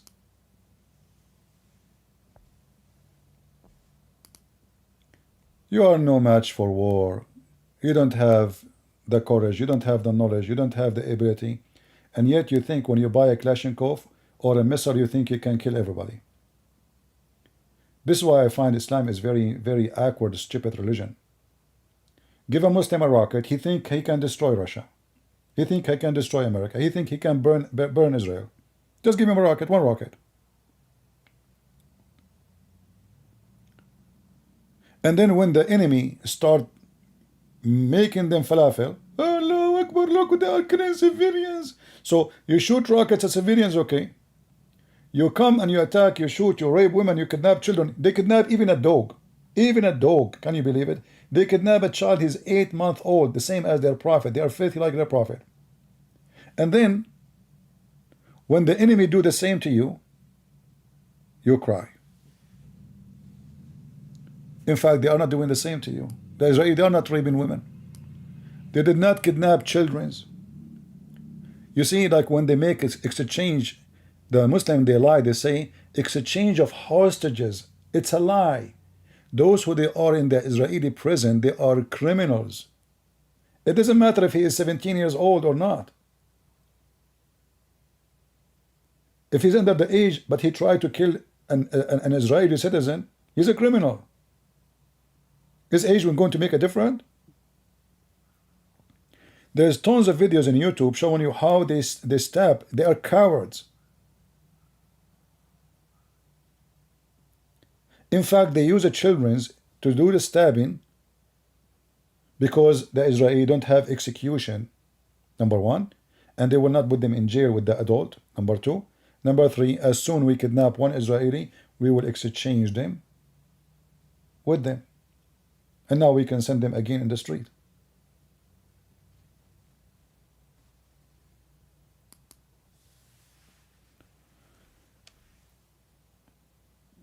I don't know how many of you do subscribe to our channel, but if you did not, don't forget to do. I tried my best to cover many issues about politics, and my advice to people is not to listen too much to what you see in TV. I mean, you can listen, but don't believe them. Fox News is not better than CNN, trust me. All of them, they are business. All of them. Tucker Carlson is the biggest fraud. He's the biggest liar. Never listen to him. In fact, people, they listen to celebrity, not to their brain. We are in a time where no human want to use his own brain. It is the media, it is celebrity.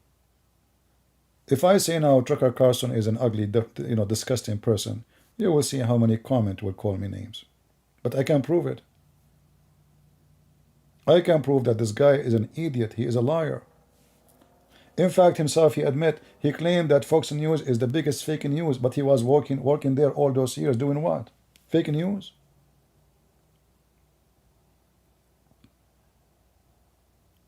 All of them, they are the same. I believe actually that Fox News and CNN is one organization. But in order to control the whole business, so no customers will get out. So one of them, like the bad cop, good cop, So if you are a Democrat, the Republican, they are the bad cop, If you are a Republican, the Democrat is the bad. So they exchange positions. And this way, the customer who don't like to listen to CNN, well, he have no other choice. He will buy our business. He will subscribe to our Fox News. I will not be surprised if at the end of the day, even maybe they have different names of owners, both are owned by the same mafia organization. One coin, two faces, full of lies. And they support a person or individual if he fit with their agenda and money business.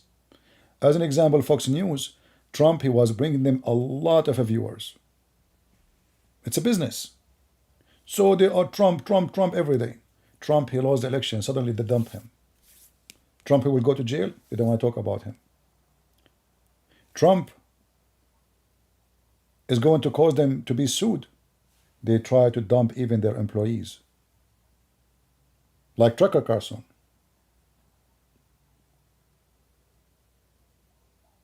But they are the one who told him to support Trump. Because this is where the money. Even CNN, when they talk about Trump, the view go way higher when they talk about different person. So Trump became a source of money for the one who like him and the one who hate him. We talk about Trump, a lot of viewers. In reality, they don't care for you.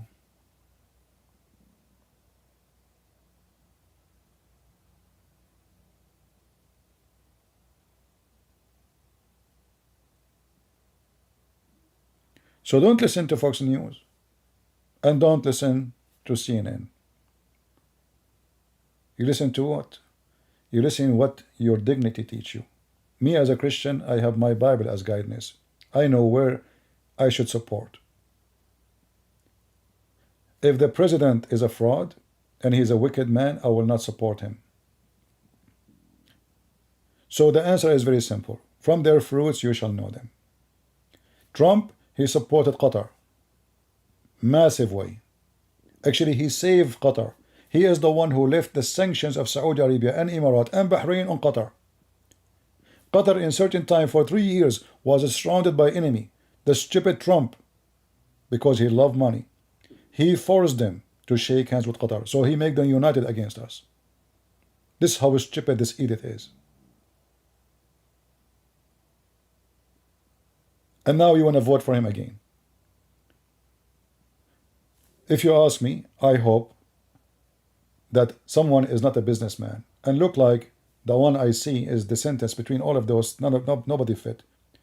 The governor of Florida, I think he is the best to replace those donkeys. However, we do not know. As we know, like you don't know how he will be until he is a president. But why we want to elect somebody already we know that they are corrupt. Even the sentence in the future, we might be disappointed. But based on what we know, he is not a businessman until he proved the opposite. So if you ask me, I hope that Trump is not going to be in the ballot for election. I hope it's DeSantis. I hope he will win. Unless Trump he repent. And I don't think so.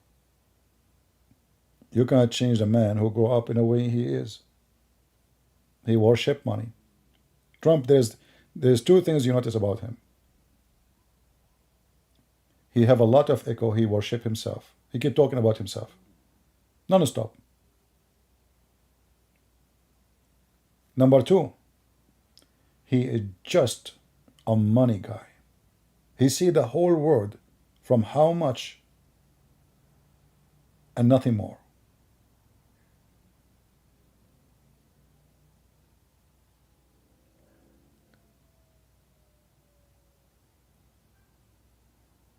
So we pray that we will have somebody in the election, coming election is better. Otherwise, this country is really in trouble. Both parties are corrupt. Both parties are wicked. Both parties, they are hypocrite. Both parties, they have no dignity. You don't know you support who. You do not know you are against who. However, we as a Christian, we should vote for our guideline, which is the Bible. If there is only two, one support abortion, the one is against abortion, then we have no choice. If there is only one support homosexuality, the other one don't, then we have no choice. If one, exactly, I mean, like the list go on. Don't vote for the person. And if there is only two, sadly, this is our system, then you have no choice except to vote maybe for the less evil. So in the coming election, if we have Trump and Biden, which one I will vote for? I have no choice, Trump. Not because he is the best, but let us say he is the best between the wicked. He will cause less wickedness. Yeah, well, this DeSantis, he is the one who stopped Disney from teaching our kids all kind of garbage. He is the only one who stripped them from their Disney in Florida. They have a government. Imagine Disney. They have their own territory. They have their own police. The state have no authority over them. All those years, nobody did change that until DeSantis come. This man, he changed the board of directors for schools. He took bad books from the shelves. He did a lot of things. He's not a talker. Trump is a talker. How many times we heard Trump saying, lock her down, and then he never did anything against Clinton. Nothing. You know what nothing? Nothing. So all the promises he made, nothing happened. The only thing he's good about is business, economy, which is very simple. Support the oil, the American oil. If you support the American oil, all prices will go down. As simple as that. You don't need to be genius.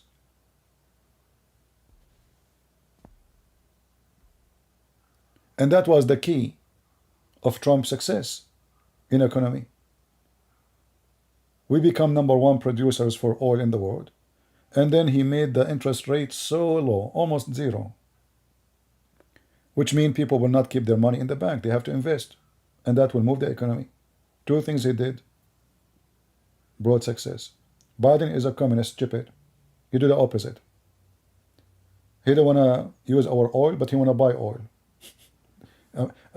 I see liberals are like a bunch of people who they have they take too much drugs, and they are dreamers. So in one hand, they are against the global warming. They want to fight the global warming. Like now, Kamala Harris, she said they want to give $4 billion to fight the global warming.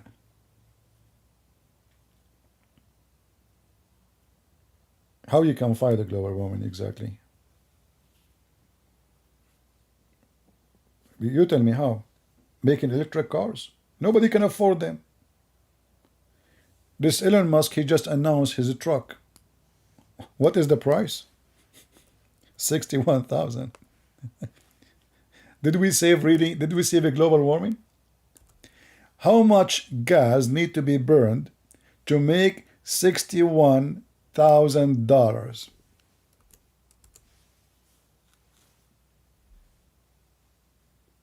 And who can buy it? This is the revolution. In the top of that, the truck looks so stupid, so small, so useless. Who in the world wanna buy such a truck?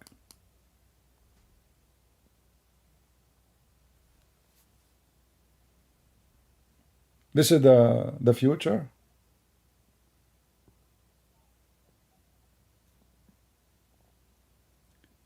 They have bad maintenance. They have bad speed. They have tons of bugs in their software until now. So they are not ready. I support, by the way, to have electric cars so we can get rid of the oil. But you don't change that fast. You cannot change that fast. Things will take its time. Technology does not get ready to go in 2 minutes. If you go right now and ask anyone who have electric car, which one you prefer? The gas one? Or Tesla? I assure you, everybody will say the gas one.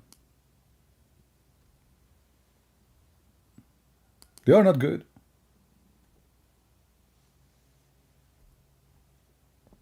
They are expensive. Their maintenance is not available.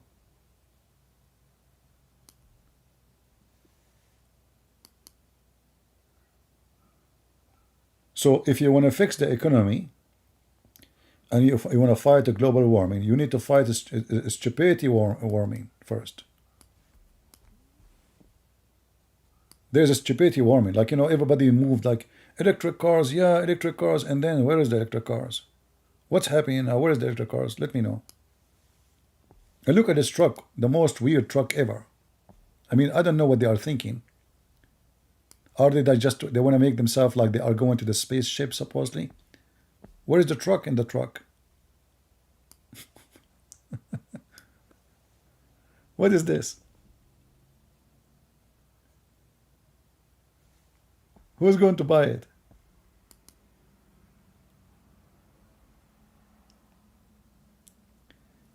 And if you want to fight the global warming, well, stop burning tires and etc. to support Gaza, liberals. Stop using gas cars. He should be the example. If you ask Joe Biden, what is the presidential cars? Which one the cars he use for his security? If there's one of them, it's run by a battery? No. Why? We know the answer. Do his airplane work by gas or by battery. Hypocrite, stupid.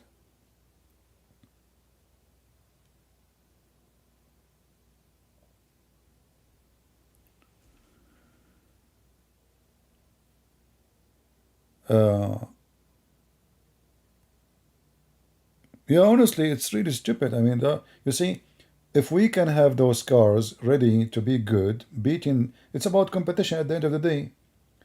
People, I'm not against buying an electric car. Why not? If it's going to be better, cheaper, more practical, for sure I will buy it. Why not? But you don't have such a thing yet. So why you stop producing oil when still we need the oil? And now what we do, we go buy oil from Qatar and Saudi Arabia, and this is the way we fight global warming. And just to show you how hypocrite they are, the global warming summit last week happened where? In Emirates, a country all the wealth of it is coming from gas and oil. Can you believe it? The one who lead the fight against the global warming now is the one who sell oil and gas. Do you really believe this?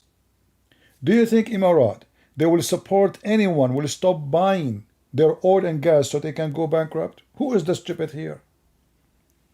But they are, they have money. They say, let us make a conference, come here, do shopping in Dubai. All the president, they look how many presidents they come to the conference in Dubai. They are fighting global warming, but every one of them, he have his own jet, his own security team. Thousands of men, they come just for security. Can I show you global warming in the Quran? Yeah, sure you can. I can show it to you too. Each time I read the Quran, I fart. I can show it to you from the Hadith. Don't you know, my friend?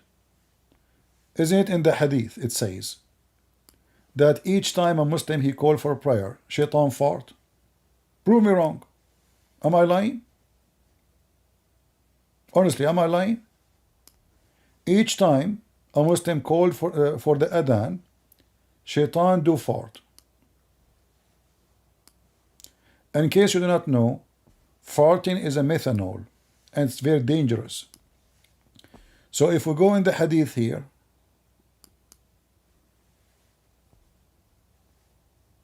where is the hadith? Here we go.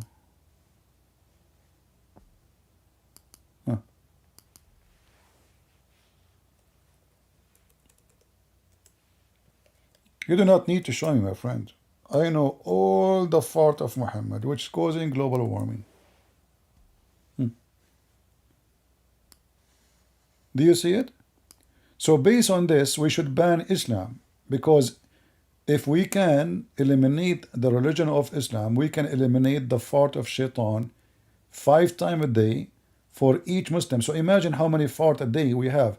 If we have 1.4 something billion Muslim, but most of them don't pray, let us say maybe 200 million Muslims, they pray in the whole world. So we have 200 x5. So we have 1 billion fart a day. 1 billion fart. So if you ask me, if we make a summit to fight global warming, we have to ban Islam and ban Muslims from saying at least adhan. Don't say Allahu Akbar. Because as you see the result. And now this is explained actually because the Muslim number is increasing. They have a lot of babies. That will make more farting. So there's a connection between Allah and fart and global warming. You say Allah, he fart. Result, global warming. Thank you very much. And you, the smarter, you want to show me? I do not need the Quran chapter 21, 32. Do you want to call me to tell me about it? Guys, Quran chapter 21, 32 is speaking about the zone, the predict a zone of liars before science. That's deep.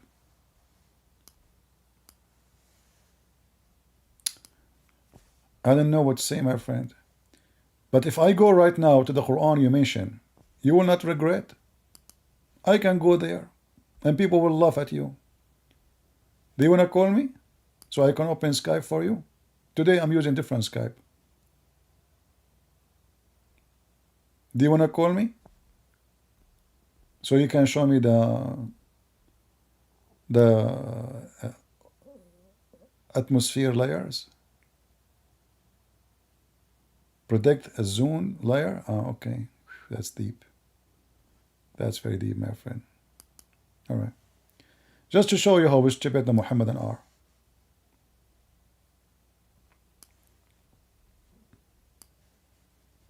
I'm not insulting you, by the way. The verse you quote for me, Safaraz. Aren't you Safaraz, the guy with the beard who called me before? Is that the same guy, guys? From Pakistan? He's the same guy, right? Tell me if you want to call me. The verse you are showing me, you idiot, is about Allah protecting the sky from the earth, not the opposite. When Shaitan, he tried to go up to the sky, Allah will shoot his ass by a meteor, actually by a star, according to the Quran, by a star. Do you want to call me so people will laugh at you? So when the Quran says we made the sky protected, the sky is protected, not the earth.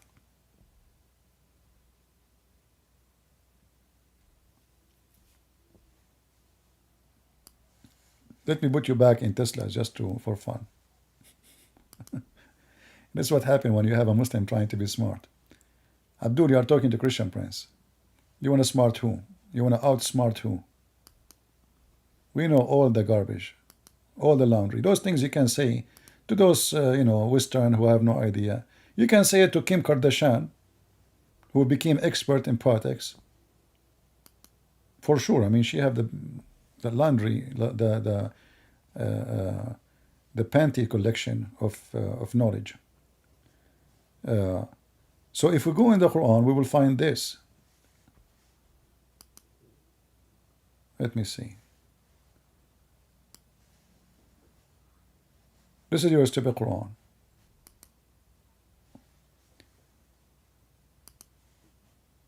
Protected roof, huh?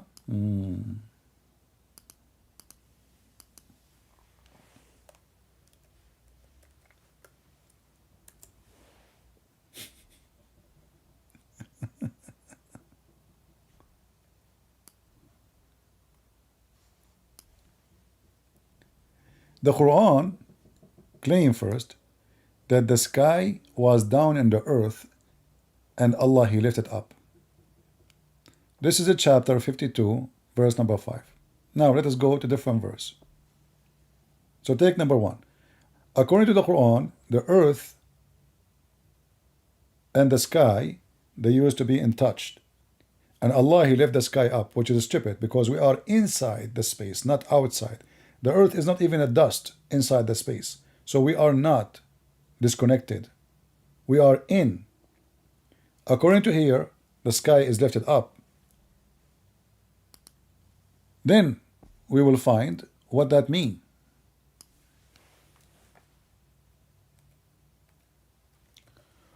When Shaitan, he tried to spy at Allah, in chapter 15, verse number 18, here you see that Allah, he guarded the sky. He's talking about what? He's talking about the sky, as you see. Do you see it, Abdul?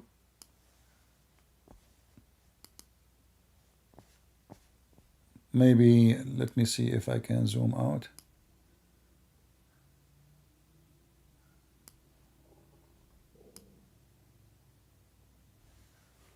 Can you see it, guys? All right, I think now it's good. So Allah speaking about supposedly the sky. And he said, and we guarded the sky. Them here go back to the sky. There's many, Allah, he made 7 skies. So if you are talking about the layers, Allah is talking about 7 heavens, you idiot, not 7 layers of the atmosphere. The 7 heavens of the sky is 7 heavens which means heaven number one, heaven number two. In heaven number one is where Allah, He put the stars. So look what He says. And we guarded them from every outcast devil, except those who steal hearing, followed by visible projector. So Allah, He protect the sky from so guys, so when He want, it's a figure of speech. When He want, it's not a figure of speech. So a minute ago, the verse you showed me, it was not a figure of speech. It was about true layers on the sky. Now it is a figure of speech. Abdul, potato. Guys, do you see? It's a figure of speech. Christian, this is not real. It says he shoot it by a real meteor.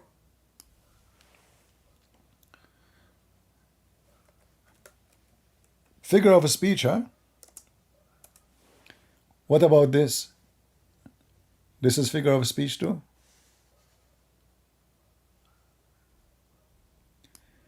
Chapter 37, verse number 10. This is why we find Islam is very stupid and very laughable. So we guarded the sky from every shaitan. We guarded the sky from every shaitan. As you see. We decorated the lower heaven with a planet. See, you are talking about layers, right? Here we go. This is the layer. So the lower heaven is where the planet and the stars are located. And then guarded it from every different devil. If he try to get close, Allah will shoot at his ass. Do you see it? Is that the science you are talking about? So what the stupid Quran talking about is very stupid explanation for the meteor we see in the sky. So according to Muhammad and the Quran, that when you see a falling star or falling meteor, that because Allah shooting the shaitan who tried to spy at Allah. Shaitan, when he tried to get out of the earth, Allah shoot him.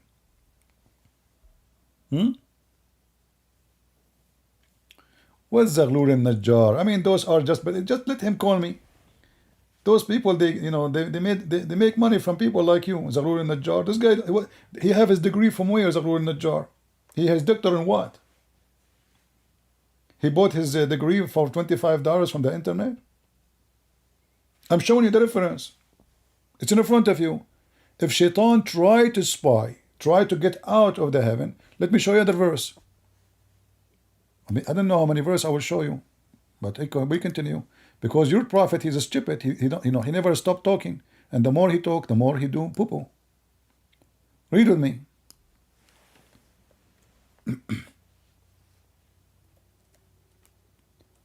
According to your God,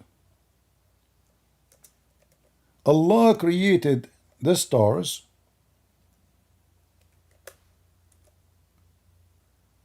so he can shoot the shaitan who tried to get out of the earth.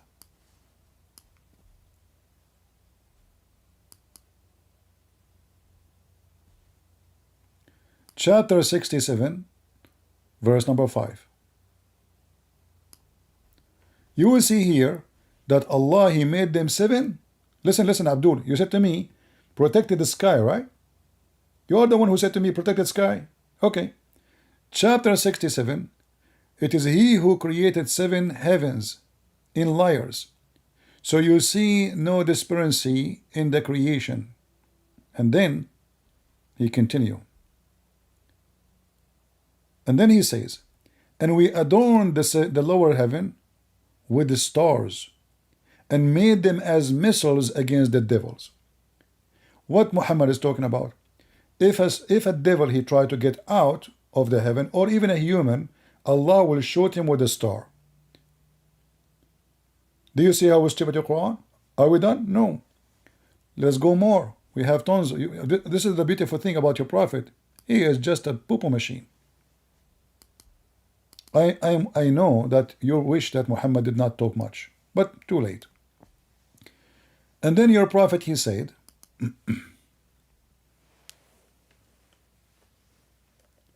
challenging a human being to leave the zone of the earth.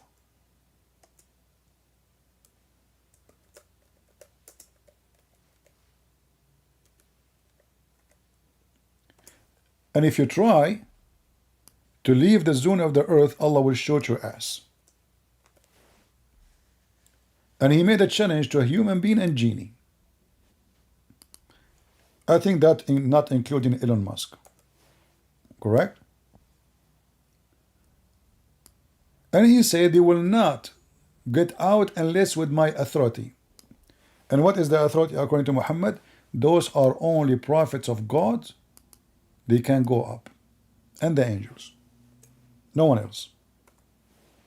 Chapter 55, verse number 33. And if you try to go out, what Allah will do?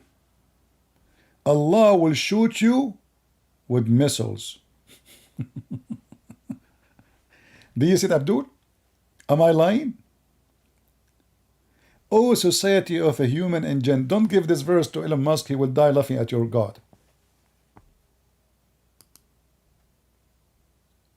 If you can pass through the bounds of the heaven and the earth, go ahead, go ahead, go ahead, go ahead, pass, go ahead. And you will not pass except with the authorization by Allah. Look like the communists, they get the authorization from Allah, and Elon Musk, he got the authorization from Allah, and the Muslim did not. Because until now, the Muslim, they cannot. In order for a Muslim to go to the space, he have to use either American or Russian spaceship. Do you see it? And if you read the interpretation, your prophet agree that this verse is about that nobody can get out except the angels and prophet of God only. And if you try to do so, what Allah will do? Read with me carefully. And you will be bombarded boom, boom, boom, with the flares of fire and brass. Well, obviously, the Quran is proven to be accurate, and it is scientifically true.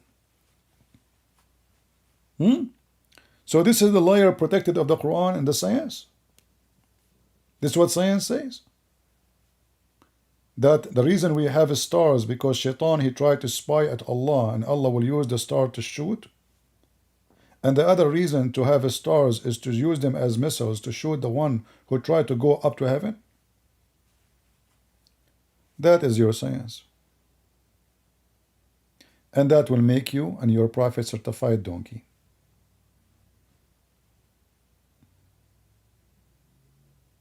Absolutely, I'm so jealous of the Quran. I mean, this is the book.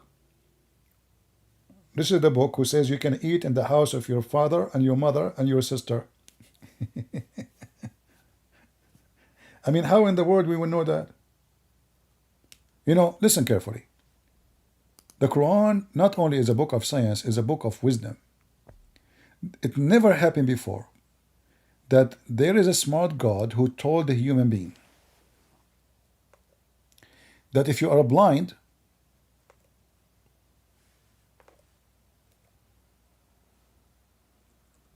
you can eat at your house.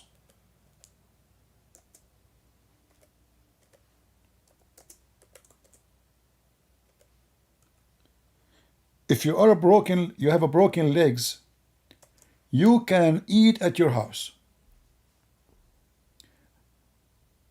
And however, it doesn't matter what the situation, you can eat in your house. Look at this wisdom. When I first time I saw this, I said, oh man, this Muhammad, he was taking too much hashish. And that make me believe that actually Muhammad was a liberal. And he was from New York.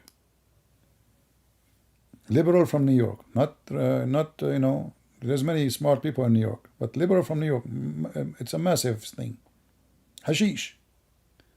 There's no blame on the blind, nor any blame on the lame, nor any blame on the sick, nor on yourself for eating at your homes. Now you tell me, how in the world Allah, I mean, what kind of yoga he was practicing? Even the stupid Sadhguru did not come with this. I'm really astonished.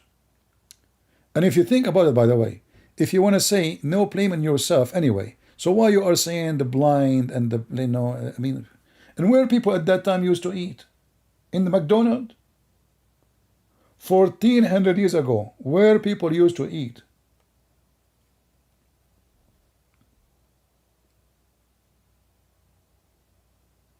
And if somebody is a blind, usually where he eat?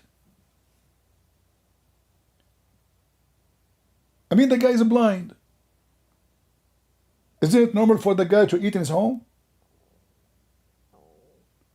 Where a human being used to eat for the last thousands of years? He go to the neighbors? How long it took your God to think about it? And look, we did not even read the rest yet. Look, and not only that, nor yourself for eating at your homes or your father homes. I'm so glad. Thank you, Allah. So where I was when eating when I was a kid, and what kind of I mean, what?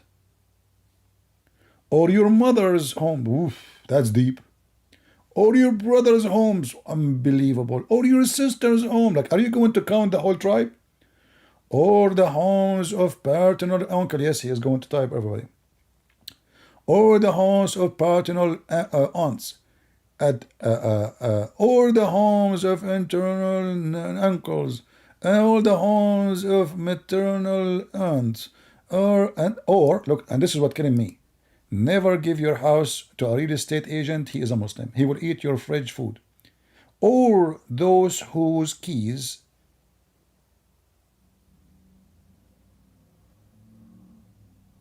you own. Actually, the translation is not right. Not own. The keys of the houses you have. If any house, somebody give you the key, or it says actually there, or the house of your friend. So if somebody give you the key to take care of his vegetables, let us say flowers, plant, whatever, the Muslim, he have the right now to eat all the fruit in the fridge. Permission from Allah.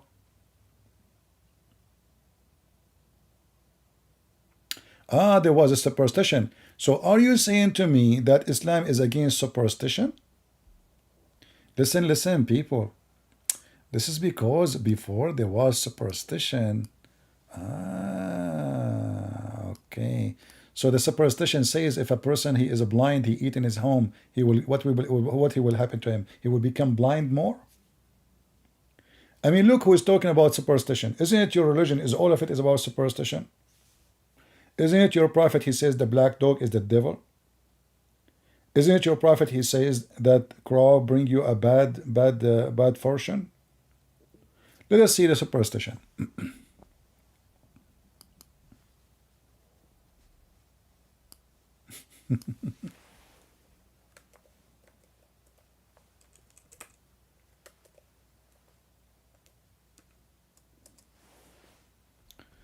Mr. Superstition, read.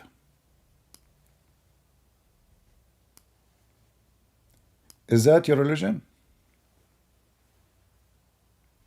Ill luck, a race concerning a woman, a house, and a horse. Evil omen. Evil omen? So Islam is against superstition? I'm using a wrong interpretation. Bad things will happen to me because of the three things: the house, a woman, and a female horse. What he's saying, that if you buy a house which is not good house, bad luck for you, this is not superstition, bad things will happen to you. So we're claiming now in the house. A house is just a piece of land, walls and roof.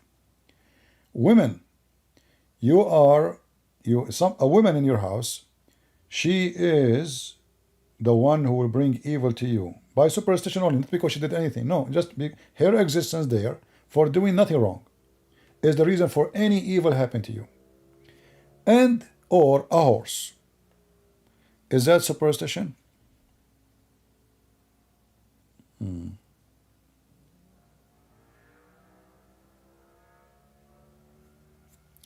fact, the funny is your prophet, he claimed that all evil omen happen because of Allah decision. So why you are blaming the women? Your prophet, he claimed that any evil omen happen to you happen because destiny of Allah. There's a hadith where the prophet, he said that transmission disease does not exist, like corona, etc. He said this is absolutely lie. All of this happened only by the will of Allah.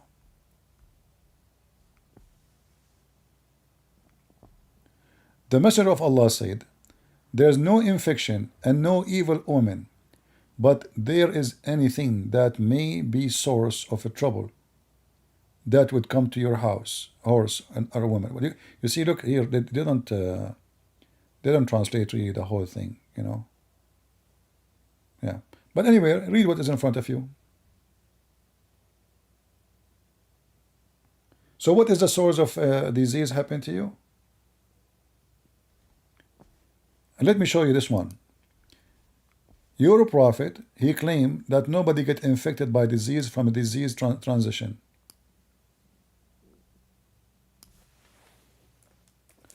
Read and laugh. Yeah, Imam Murrah is here. Call me so we can laugh, Imam Murrah. Potato. Look what Muhammad he said. Muhammad don't believe that anyone will get infected by any transmitted disease. It's a lie.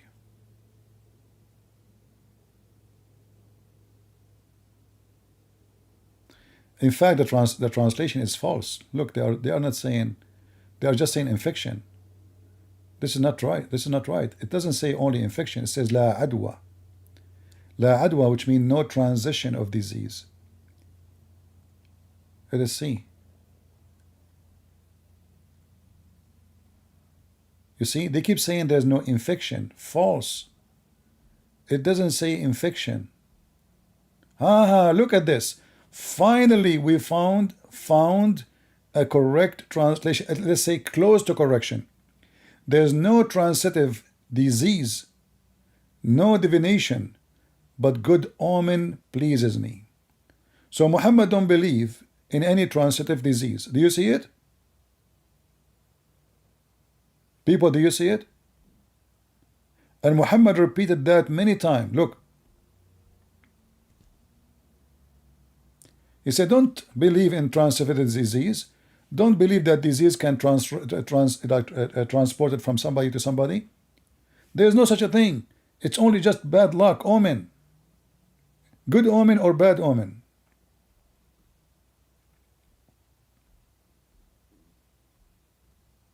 Do you see it? All of this is very authentic.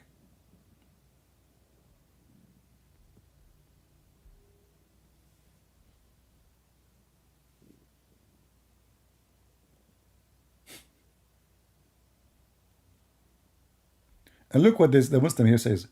The majority of scholars interpret this to mean that those things and themselves do not transmit or cause harm through supernatural or hidden means, but that Allah is the ultimately in control. But it says there's no transmitted disease. Yeah. Read here this one. This one is even more nice.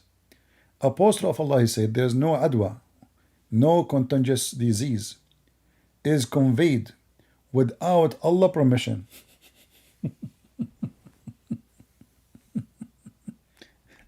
By the way, they are adding this to the text. It doesn't say, without Allah permission. It says, no disease, no contagious disease to be conveyed. That's it. They added there in the text, look, in Arabic, look what it says. Nowhere it's mentioned Allah. Liars. لا عدوى ولا طيرة ولا هامة ولا صفر. And there is no mention of Allah. So there is no disease conveyed, nor there is any bad omen, nor any bad hama. Look at the translation. Nor there is no any bad omen in the month of Safar. One should run away from the leper as one run away. What?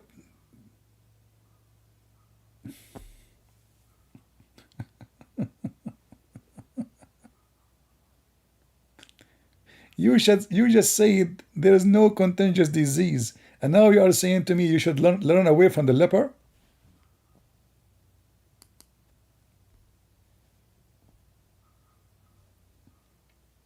Hey Muslims, who is the stupid here?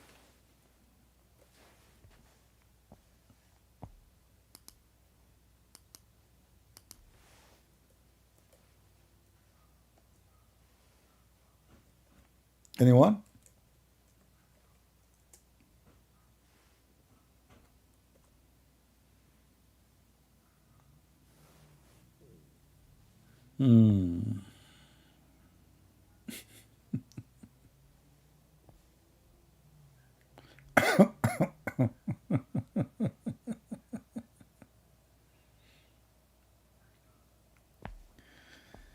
Oh boy. And look, again, the majority of the scholars interrupt that to mean that those things and it's themselves do not transmit it, do not transmit disease or cause harm. No, they don't.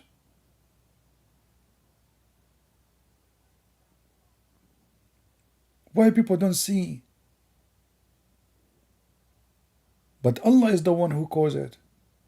So if you get a disease, not by touching somebody,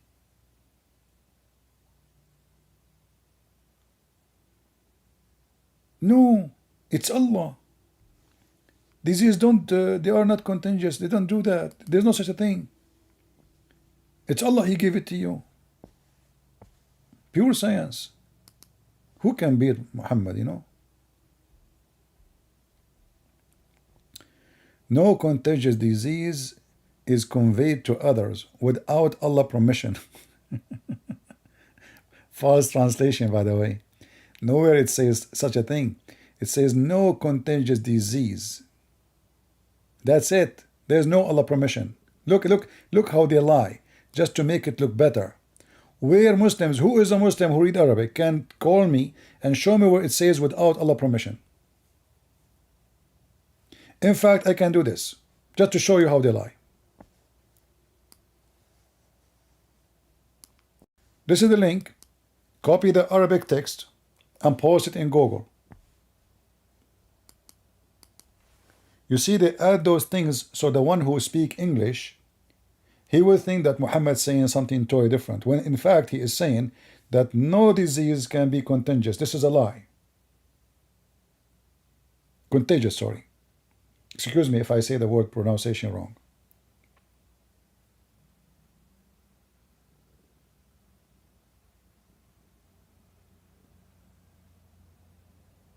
This is what your prophet said. And then to fix it, they add by saying to convey it to others without Allah permission. In fact, all of this line does not exist.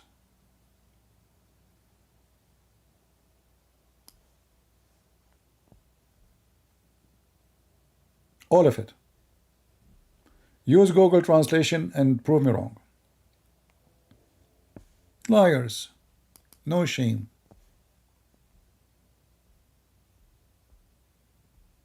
Look here, they don't even translate. The word adwa is mean contagious. Contagious. Is that translation? I mean, you are keeping the Arabic word the same. Look at this.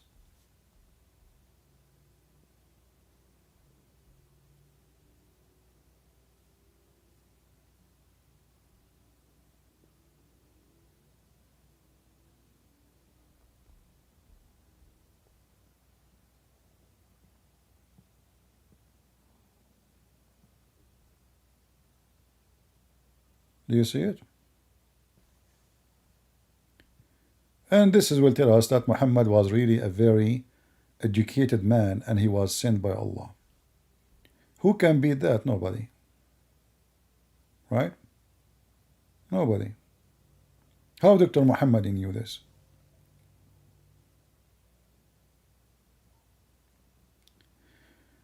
Our friend Cycle saying, please CP develop for us a course for us how to defeat Islam, if you have any course. Well, you know, I mean, the method is very simple, my friend. I don't think we need to do a special course. This is a course for you. Here we go. A Muslim says something, we answer him. You take the notes, you save the reference, because this is what the Muslim will come with you with. What you see here is a real practice. This is the laboratory of training. A Muslim call me, he challenge me, I refute him, you learn. This is the course. This is better than speeches. But I say to you, number one method to fight any fraud is to use the fraud itself against itself. And that's what I'm doing. So, if a Muslim now, he said to me something, usually what the Christians they do, they try to refute him from their book, which is the Bible. But in fact, you are wasting your time. And actually, it's against the Bible to do that. Why?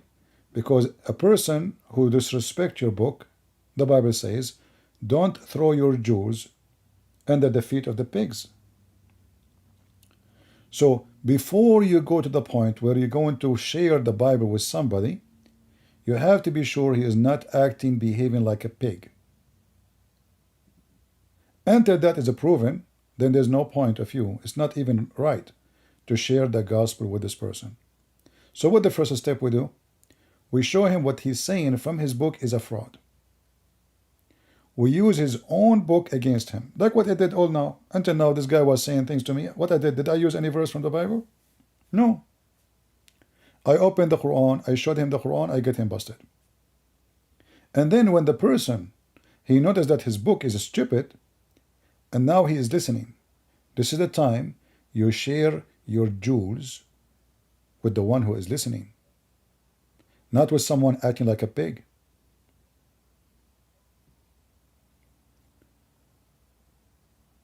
You know, when you watch like those old movies, how those people, they don't have enough arrows to find the enemy, and then they make a trick to make the enemy think that they are attacking, so the enemy will shoot all their arrows and they come to them, and then they collect the arrows and throw them back at them. That's what you do. Listen carefully what the Abdul is saying, because Abdul, when he talk, he make poo-poo. He don't talk. I never saw a Abdul don't do poo-poo. Never. Starting from Muhammad. So when a Muhammadan he speak, listen carefully. Don't start thinking about what you will say to him from the Bible. No, no, no. Listen carefully what the Abdul is saying. The Abdul, he will make a big dump of poo-poo. All of it is fertilizer. You cook it and you throw it at him. And here we go. My Skype is going to be open. Who is Abdul want to prove me wrong? The Skype I'm using today is different.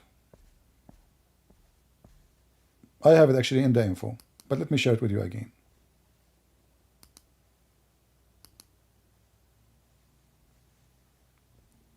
I'm using different Skype from the one I use usually.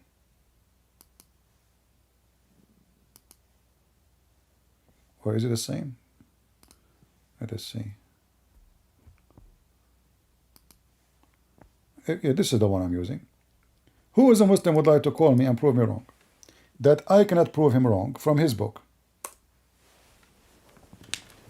Anyone? Just watch. Watch and see. They were not there. Look, this guy, look how many Muslims in the chat. They knew that from their books I can defeat them.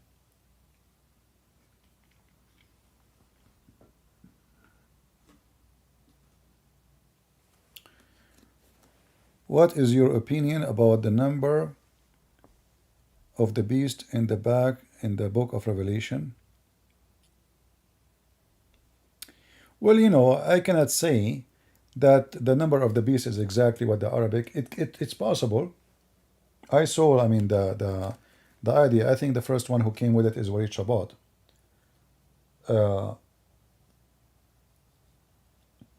But I believe the book of Revelation, we will not really understand what it is about until things happen. There's a lot of like metaphorical words and metaphorical statement. I believe those will not be understood until things come to existence. So we will know what is because the Antichrist is a person, is not a religion. The Antichrist is a person. So that sentence is not a person, is not Muhammad. And Muhammad cannot be even the Antichrist for many reasons.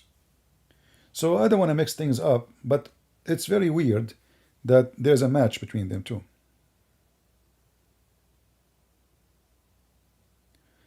Why you are so scared to look in your Bible? I did look, Safaraz, and I found that your stupid Quran confirmed my Bible. So now the problem is, why the stupid you afraid to look at your Quran, which confirm my Bible? Why you Muslims are so ignorant, hypocrite, liars? You deny that our book is true, when your stupid Quran keeps saying our book is true. Is that fair, guys? Why I want to look at my Bible right now when I can get you busted from your book? If I show you 1 billion verse from my book, you will say I don't believe in it anyway. Correct?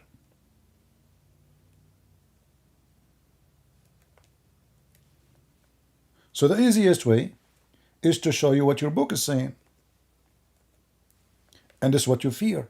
You don't want me to show you what your book is saying, because if I show you, then you will vomit and you will find that you are being an idiot. This is the chapter 2, verse 41 in the Quran, as an example, not limited. It's saying what?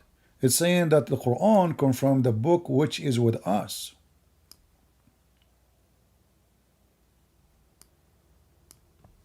Other verse. Always the Quran confirmed the book which is with them. Chapter 2, verse number 89, and this one speaks specifically about the Jews and the Christians. And when the Quran come to them from Allah, the scriptures here mean the Quran, confirming what they have. So your stupid Quran confirm what they have. You stupid you in the chat, you don't confirm what we have. So we should listen to who? Who is more stupid? The one in the chat or the one in the Quran?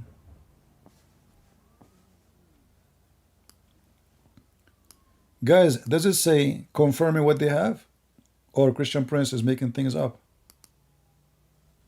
Does it say that? This is a chapter 2, verse number 89. And there's tons of verses, not only one, not only two, not only three, not only four, not only five.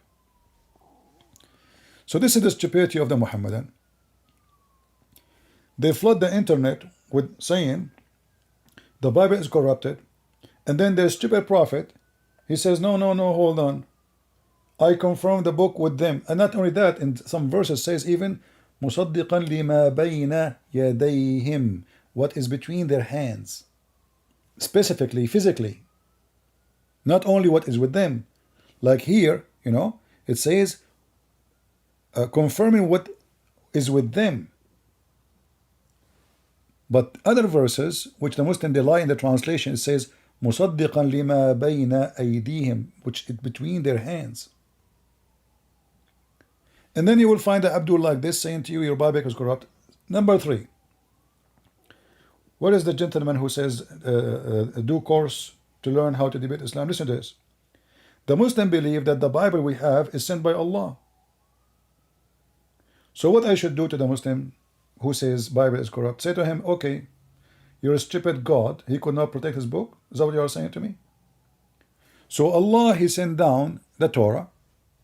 Allah, He sent down the Injil, which is the gospel, the Greek word. Allah, He accept the Greek Bible only. And then Allah could not protect His book. This is the problem of who then? This is the problem of the stupid God who claim that He sent those books yet he cannot protect them. And this is additional proof that Allah can't be God. For if he is God, and really he is the one who sent those books, how come he could not protect them? As you see, the Abdul, he was just accusing the book to be exchanged. So what he is saying to us, that he's a stupid God, he sent books, but he don't protect the books. Right? You have traveled 2,000 years from the future. Oh, Imam Murra, you remind me of your prophet who traveled more than that between Moses and the Samari. The Samaritan, according to your Quran, they are exist according to the time, in the time of Moses. So who is the one traveling 2,000 years? You or Fifi or a prophet of Allah Muhammad? Potato. Call me, or let your sister Fifi call me. Yeah, just call. Cowards, potato, sons of Mutaz. The Samaritan, he was exist in the time of Moses? Are you sure? The time traveler Muhammad? Oh, hold on, not only that. Mary is the sister of Aaron. Oh, not only that. Mary is the daughter of the father of Moses. Who is the time traveler? How in the world Mary, she become the daughter of Imran? Look, even the name of the chapter is the family of Imran. When you see this, he's talking about who? Okay, they are talking about Moses. Actually, he's talking about Moses. But then he's the donkey, he claimed that Imran is the father of Mary. But all of us, we knew that Amram is the father of Moses. So the stupid Muhammad, the time traveler, he made Mary the daughter of Amram, and he made her the sister of Aaron, which means the sister of Moses, and he made Jesus the nephew of Moses. And you are talking about time traveling, brother? Now he regret what he said. And you know, when a rabbi, he came to Muhammad, he said to him, Abdul, listen. He said to Aisha, listen, tell your Abdul husband, there's hundreds of years between Mary and Aaron. And now Muhammad, he got busted. So he told them, at that time, they used to call them by their great prophets and their ancestors, but Aaron is not the greatest. And Moses was, according to Islam, and he is not even from the same tribe. In the top of that, if Muhammad, he tried to fix the first one after the Jews got him busted, how he can fix this one? This one already became Quran. Amran is the father of Mary. Fix this one, if you can.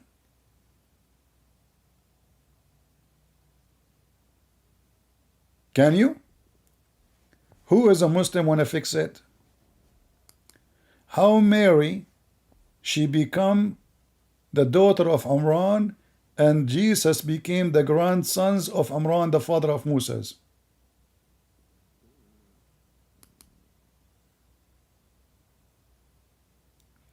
The one who is sending me, can I go live with you? Are you Christian? Are you Muslim?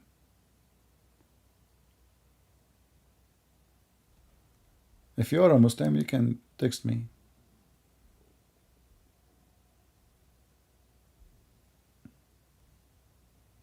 Any Muslim?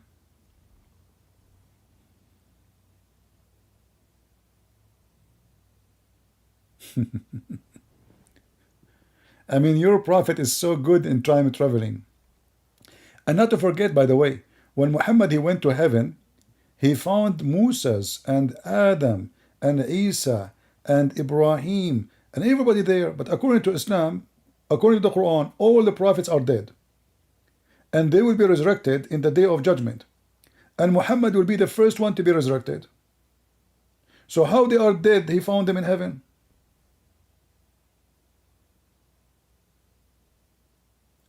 Well, Muhammad is time traveler. Not only time traveler, Muhammad, he is galaxy traveler. Muhammad, he went to the seven heavens in the top of a flying donkey, while the Quran says it take the angels 1,000 years to go up. and 1,000 years to come down.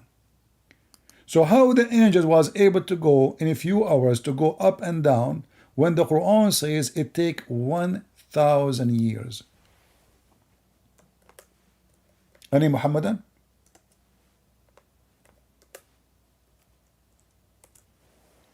Maybe he was using Tesla spaceship, Elon Musk,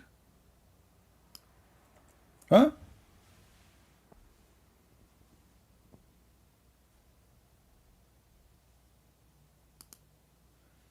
The Quran says, chapter 32, verse number 5, He regulate all affairs from heavens to the earth. Then it ascended to him in a day of the length of it, of which 1,000 years by your count. So it take the angels 1,000 years to come down, and 1,000 years to come back. 2,000 years. How Muhammad he went up to the heaven in few hours and come back? Any Muhammadan? Not only that, there's a hadith. I mean, most of people when they read, they don't notice how stupid Muhammad is. Do you remember the hadith where Lili Dawah he says Allah he come down every night? You know, Allah he come down. When Allah come down, people, Allah come down at the third part of the night, correct? Okay. When Muhammad he went to heaven at the night, he met him before the sunrise and he came back. But based on the hadith, Allah was down in the earth, not in the earth, in the lowest heaven. But Muhammad he met with Allah, supposedly, he went all the way to Allah in the seventh heaven. So Muhammad he went to the seventh heaven up when Allah was down?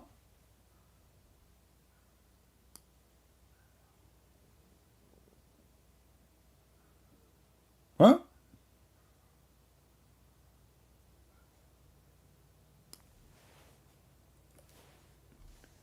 If we go to the hadith, we will find this.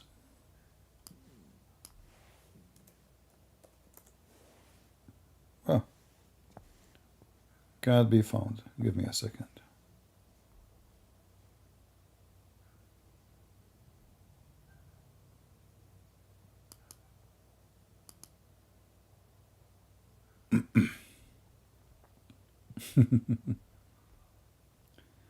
He come down, huh? Yeah, must be true. And remember, the Muslim they said that God cannot be God if he enter his creation. And then what we find? We find that Allah is coming down. Where is the hadith? Hold on, give me a second.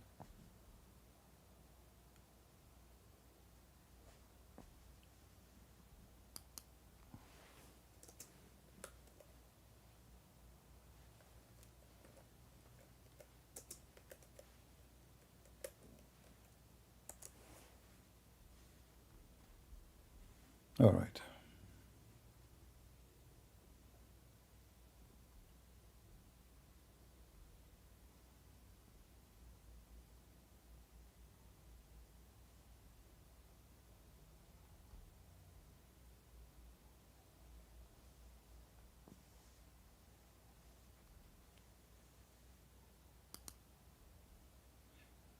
I don't know, for some reason I cannot find the hadith in English. I'm just finding it in Arabic.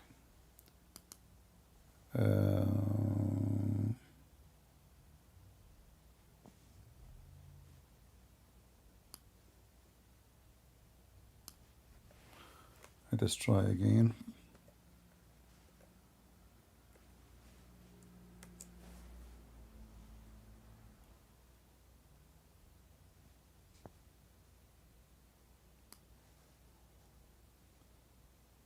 Okay, let's try this.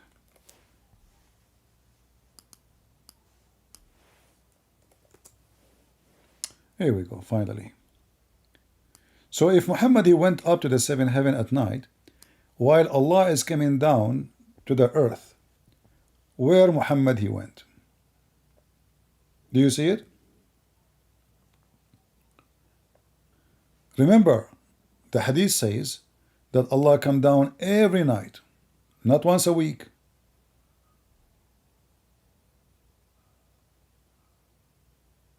Not once a week.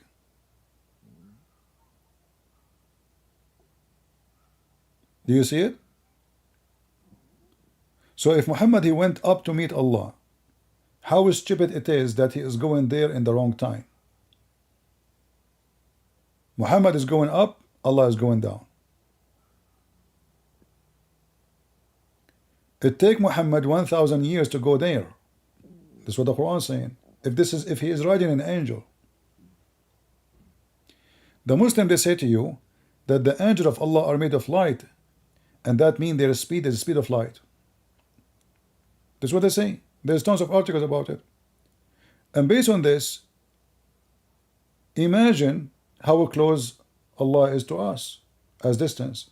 Because if I can go by the speed of light 7 hours or 8 hours and come back, this is round trip. That means we can meet Allah after 3 hours of light, speed light. That means the end of the universe is just a 3 hours and a half of his light speed.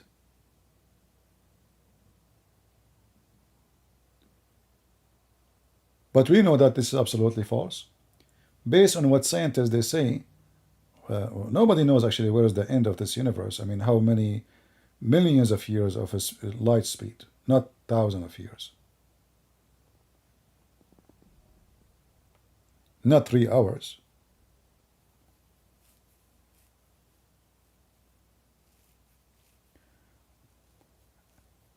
Yeah, isn't it? Yeah, Mark is asking, but isn't it nighttime somewhere else in the world? No, because Muhammad he think that the earth is a flat, so the whole earth have one time zone. That's why he said Allah he come down, because if this is the case, listen, if Allah come down to every group of people, that means Allah is like a yo-yo, and there's no daytime for him. He keep going up, going up, going down, going up, going down, because there's many time zones in the earth. But Allah he mentioned that he come down once, and that is a third part of the night. Why? Because he thought it's going to be the earth is a flat. That's what the Quran is saying, and the whole world have one time zone. So as you see, Muhammad is just a person who make poo-poo. The more poo-poo he make, the more we laugh.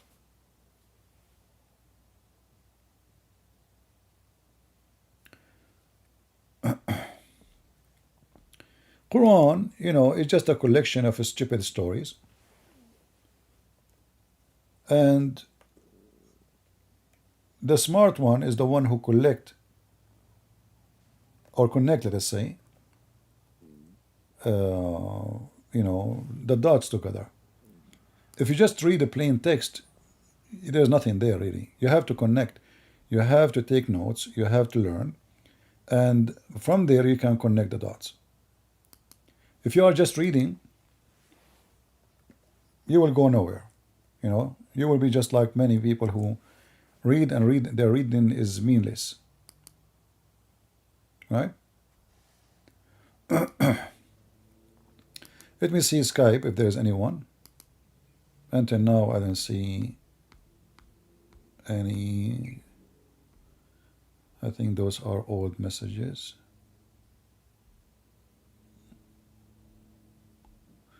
Yeah, I don't see anything.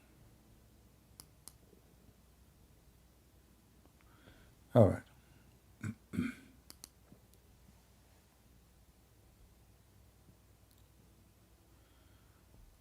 Who was Baal, and who built the Baalbek in Lebanon? Well, those information, if you wanna get the information about them, you better go and read some books of history about Baalbek. Baalbek is a city in Lebanon, and it's famous because there is a big temple for Baal. the god, the famous god at that time.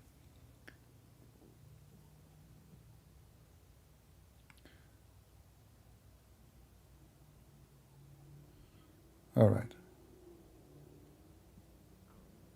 Do we have any Muslim would like to join us? I don't see anyone.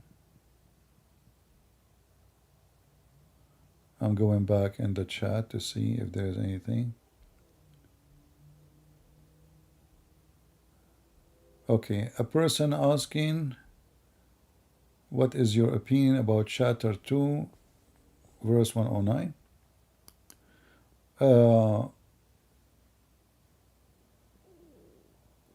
You know, this is very, Muhammad always, he flourished with hate.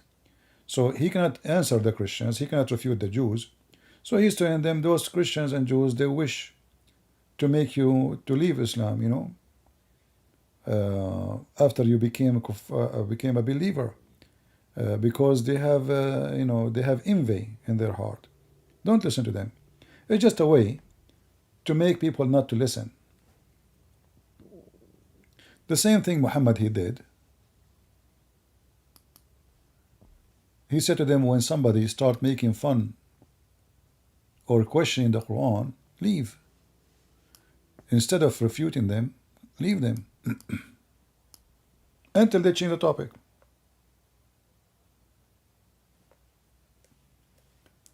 So if they start talking about the Quran, even if they are speaking in respect,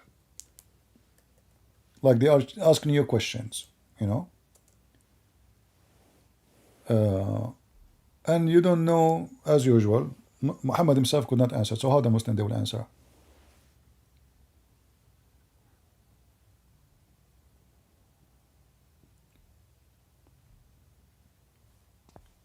There's tons of verses actually, but let us see an example here.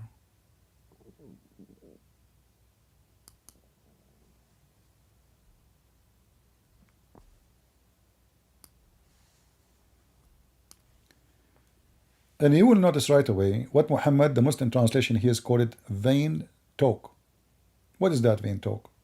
Is it like somebody using the F word? No, no, no. You will notice right away, the verse after it is about what? You cannot guide whom you love, but Allah guide whom He wills.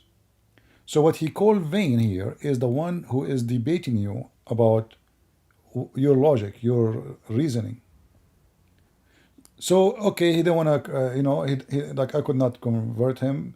He is having a good point. He is refuting me. So, okay, you know what? Stop, stop, stop. Because you cannot guide whom you love, but Allah guide whom He wills. And here you notice, this verse alone, by the way, is enough to destroy all of Islam.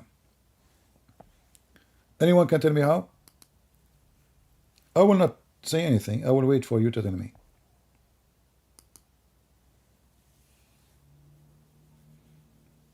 Anyone can tell me why this verse is enough to destroy all the idea of Muhammad about religion and salvation?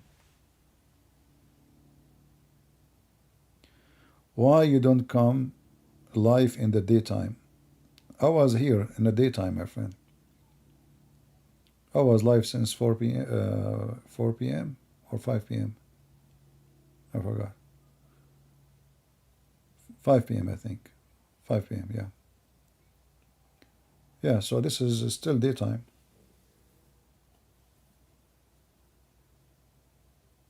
Anyone can tell me what why this verse alone is enough to destroy Islam?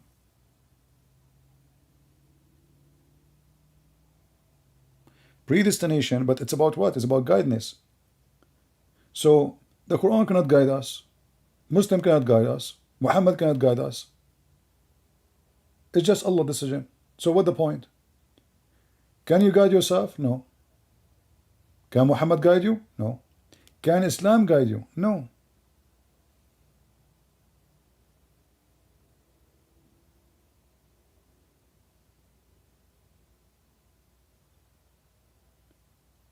And Muhammad actually, he mentioned this verse here. When his uncle, the most close person to him, he grew up in his house. he refused to convert to Islam because his uncle, he knew Muhammad is the last one to be a prophet. This is why here it says, you cannot guide whom you love. He's not talking about everybody. He's talking about special individual. This individual is his uncle, who Muhammad loved much. Muhammad, he grew in his house. This man, he took care of him. So he was his mentor, his protector, his feeder, his household, his everything. Even this man, even in his death, he refused to convert to Islam. So Muhammad now, he want to explain why he failed even to convert the most person who he loved, and that person loved him too. He have to blame somebody. He blamed Allah, saying, it is not you who can guide him. It's Allah only. Same time the Quran says, Allah misguide, and Allah is the one who guide. So if the uncle of Muhammad was misguided, it was Allah who misguided him too. And that again proved to us that Islam is just a joke.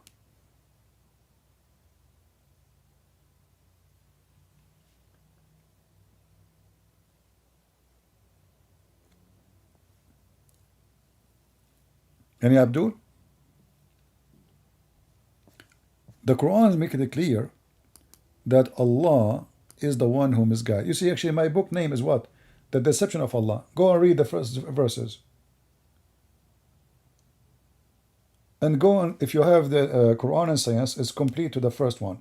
The Muslim, they try to refute me saying, oh, the deception here is not true, this is false, etc. So I made the first few pages in the second book, all to get them busted. Go read it. This is a religion based in one idea, that Allah is a deceiver and Allah is the guide. So you can say Allah is the double agent.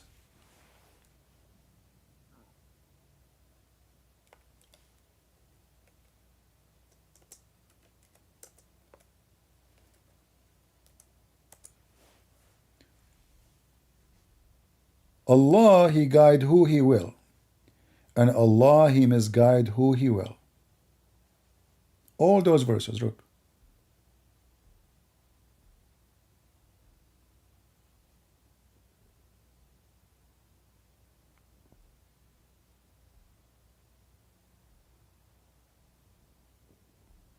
Look at this.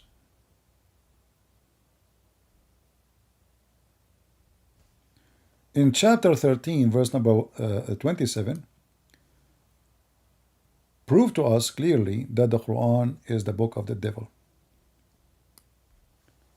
Those who disbelieve say, if only a miracle was sent down from his God. People, listen carefully. How many times the Muslims, they say Muhammad did many miracles? This is the end of the Quran. Chapter 13 is not chapter 13. If you go read the book according to Revelation, you will find that this is Muhammad now after he received more than half of the book. Still he have zero miracle.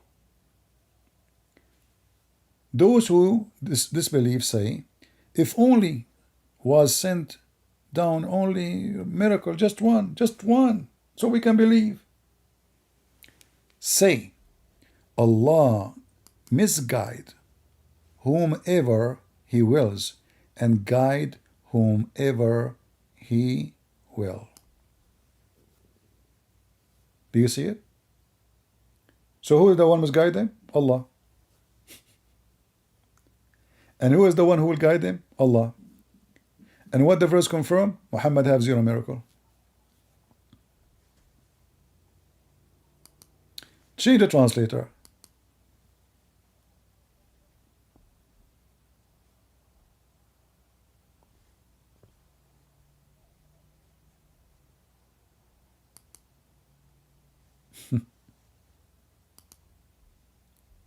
You know, I'm very thankful for the stupid Muhammad, actually.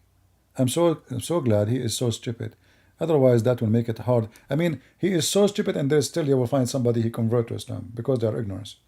But by time, I hope people will find out that this guy is just so dumb.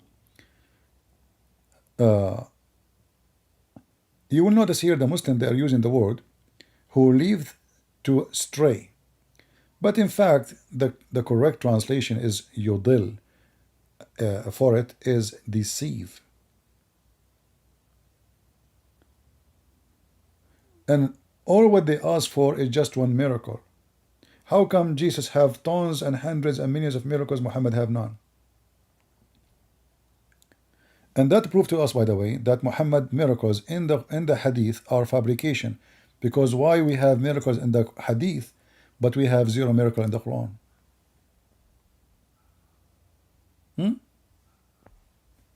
Chapter 16, verse number 93, saying that if Allah willed, He would make you all one believe. But He deceive as He will. You see, each time you see that says astray, in fact, it is deceive. But even the one astray is enough to prove that Allah is the one who leave you astray. So He lead you to be astray as He will, and He guide as He will. So the whole world is deceived by Allah. The whole world, whoever guided is guided by Allah. So where is Shaitan? Who is Satan? Do you see it? What is the job of Satan? There's no job. It's Allah who must guide. Allah is the one who guides. That's it. And it is the will of Allah not to be one belief. It's in front of you. Which means Allah is the reason for us not to believe in Him. But this is totally against the Bible. The Bible does not teach that God He leave astray and God He guide. God always guide. What Jesus said?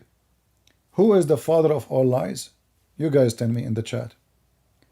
Who is the father of all lies? You know the answer. Satan. And how we will misguide it? By lies. Correct? To misguide somebody, we have to lie to him. Give him the wrong direction. All misguide business is about lying. One lie, two lie, three lie, doesn't matter. It's about lies. So who is the father of all lies? The Quran says the father of all lies is Allah.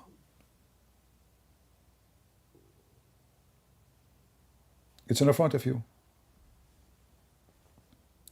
Even the Quran go further to make it clear for us that Allah is the father of all lies by saying,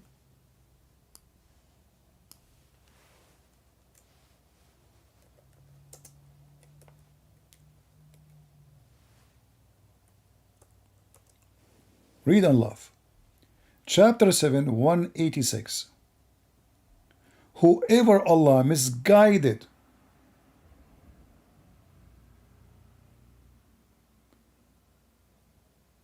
and He leaves them blundering in their So, by the way, translation is not correct. But what the verse saying, whoever Allah misguide, no one can guide him. Do you want more clear evidence that Allah is the father of all lies and He is Satan, which Jesus He mentioned? Why Allah will misguide anyone?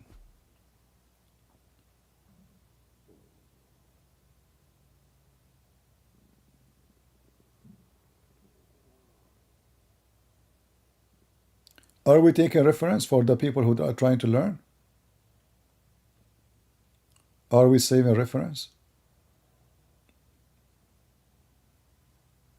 I hope so. And by the way, if you change the translator, you will see how translation change. Like here it says misguide, in other they will say something else. They will say astray, they will say, you know, but even misguide, it's false. It's deceive. Yudil not only misguide, it is deceive. So whoever Allah deceive, no guidance for him.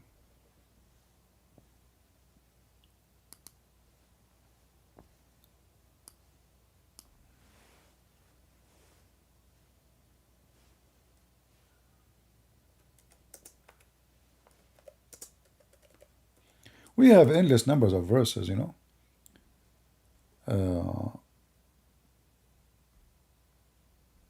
Look, all those verses.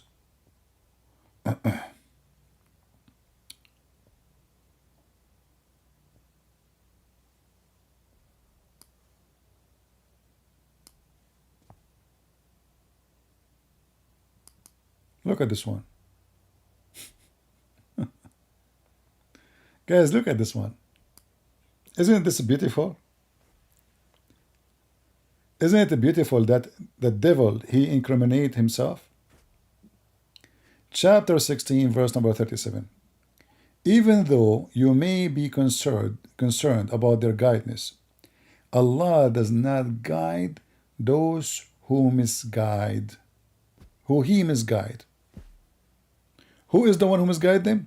Allah.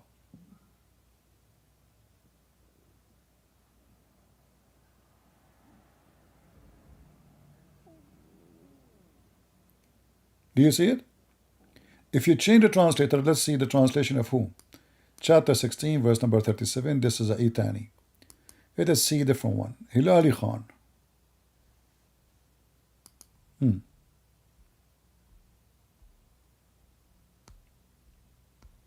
Okay. All right. If you covet for their guidance, then verily Allah guide not those whom He make go astray. So, suppose now they make it look better. Do you see it? Who is the one who made them go astray? So Muhammad trying to guide them. Allah saying to him, you're trying to guide the one who I misguide?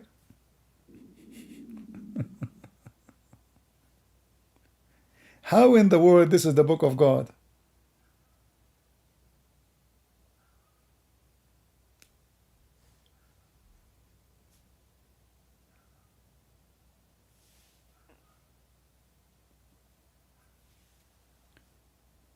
Are those chapters and verses on the right side? What right side mean? What do you mean right side? What does that mean, right side?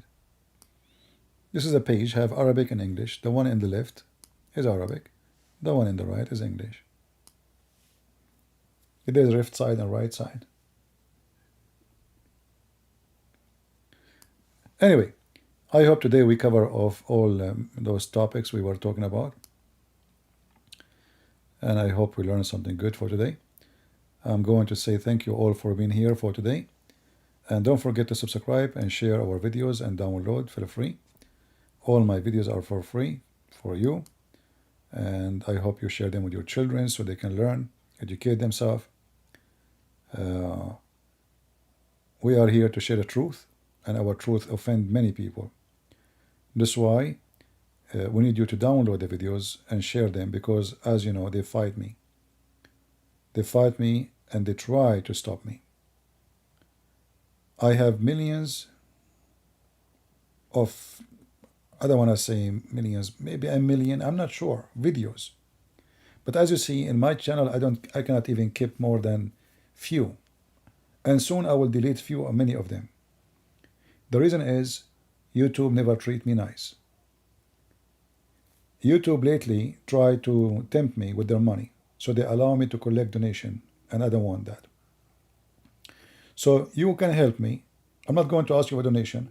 You can help by sharing the links, inviting people, download the videos, make a video with subtitle in your language. This is the help I want. In fact, you are not helping me. As you know, I delete my videos. We want more people to see the truth. They are trying hard to convert your kids. And most of you, your children, are naive. Not because they are stupid, but because in schools they teach them nothing about the topic. And the families don't teach them that evil is all over the earth. They are naive. They believe anything they say to them. A Muslim come to them, they says Quran is full of science. They believe. But Prophet Muhammad was the most ethical person. They believe. We treat our enemy nicely. They believe. Don't come to me seeking a doctor to help your son who want to convert to Islam after he convert.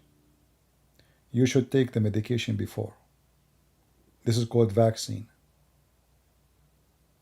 This is what we are doing.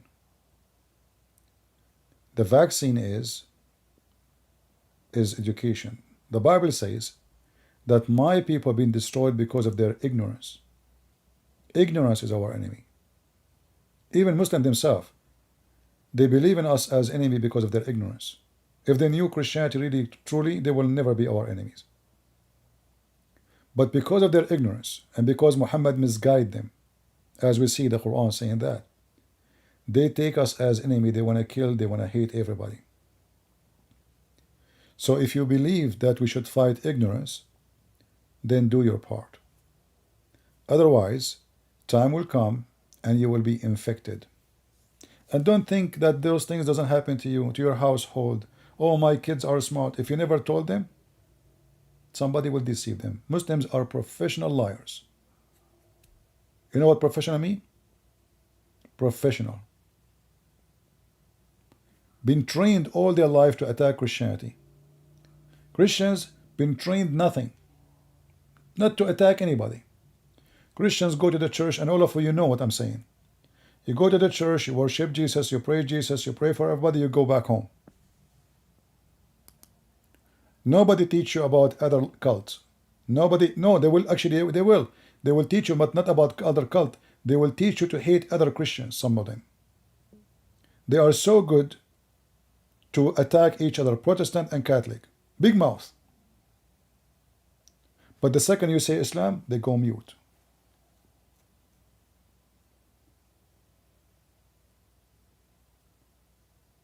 And that is what Shaitan and Satan, he wants from us. He wants us to be divided, attacking each other, so we will not be united. Divide and conquer.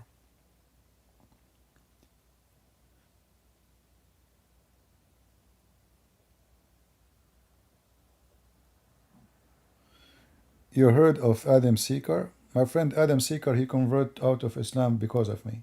You can ask him. Actually, I never heard of him. He told me. Once I received a call from Osama Dakdok. He said to me, there's a gentleman here, he left Islam because of you. He became a Christian. He would like to talk to you. And I spoke to him. So Adam Seeker, this is what they say. Otherwise, I don't know him, you know. According to Osama and him, they said he left Islam because of me. And this is what we are talking about, you see. We help the Muslims to leave Islam too, and then they will join us in the fight and they will become the best fighters. Do you see how important what we do? We have tons of thousands of people left Islam. But in the same time, you can do the same by copying my videos, adding subtitle to your language, to your culture, or whatever, and whatever you hear here, share it with your family. As you see, I stay for many hours. I lose my voice. You know, after you finish, after all this hour talking, maybe many of you do not know how much tiring it is. Your head will be like, you know, like you want to just relax. Speaking for many hours, and it's not just talking. You know, there's a different talk between someone speaking about stupid things, anything. You know, like having stupid talk, and somebody is debating, showing a reference, you know, arguing, proving the wrong, the right, looking for reference. It's a long process. Every day. I finish now. There's many people send me emails. This guy, he met a Muslim. This girl, she met a Muslim. This guy, he want to marry a Muslim. So I became like a clinic, and the clinic is for free. I never receive a question, especially if it's serious, from somebody, and I ignore it. So it's a long day from the first thing I wake up in the morning until I go to sleep. I'm just doing my fight. I'm just telling you so you understand. I'm not fighting for myself. I'm the last one who can be deceived with such a garbage. And you know that. I'm fighting for you and your kids. So help me by downloading the videos, sharing the information, teach in your church, take notes. I want you to be a teacher, not just a listener. We want an army of knowledgeable people, not a bunch of ignorant, just wearing a cross in their neck. We defeat the devil not by ignorance, not by just saying, I believe in Jesus.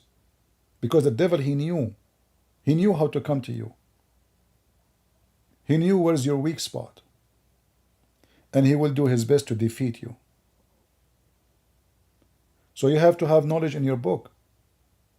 And now I'm sharing with you the knowledge about their book.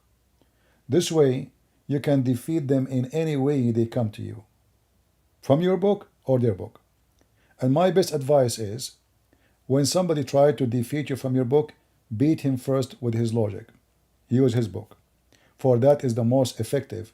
I never made one Muslim leave Islam because I quote for him a verse from the Bible. No. It's by quoting his Quran, his books. But I make, by the help of the Lord, a Muslim convert to Christianity by the Bible. Which means first, we make them leave the devil. He don't want to be part of the devil. And then we can give him the jewels of God, the word of God. Don't share the gospel with somebody. He is demonic. First, you have to clean the demon from inside them so they can listen. You are just wasting your time. So I hope more people will join the fight, and more people they will do, like make short videos in TikTok, make short videos everywhere. I mean, just do something. And by the way, in case you do not know, you can even make money. I know there's a person, he sent me an email, says, CP, I am a disabled, I'm a veteran, I made a couple of $1,000 from YouTube, from your videos. I want to send them to you. I said, no, don't send it to me. This is yours. You are disabled. God bless you. This is your work now. He posted the videos. His channel is growing. He have commercial, and he made money. Good for you. So you can even support your family by doing something right.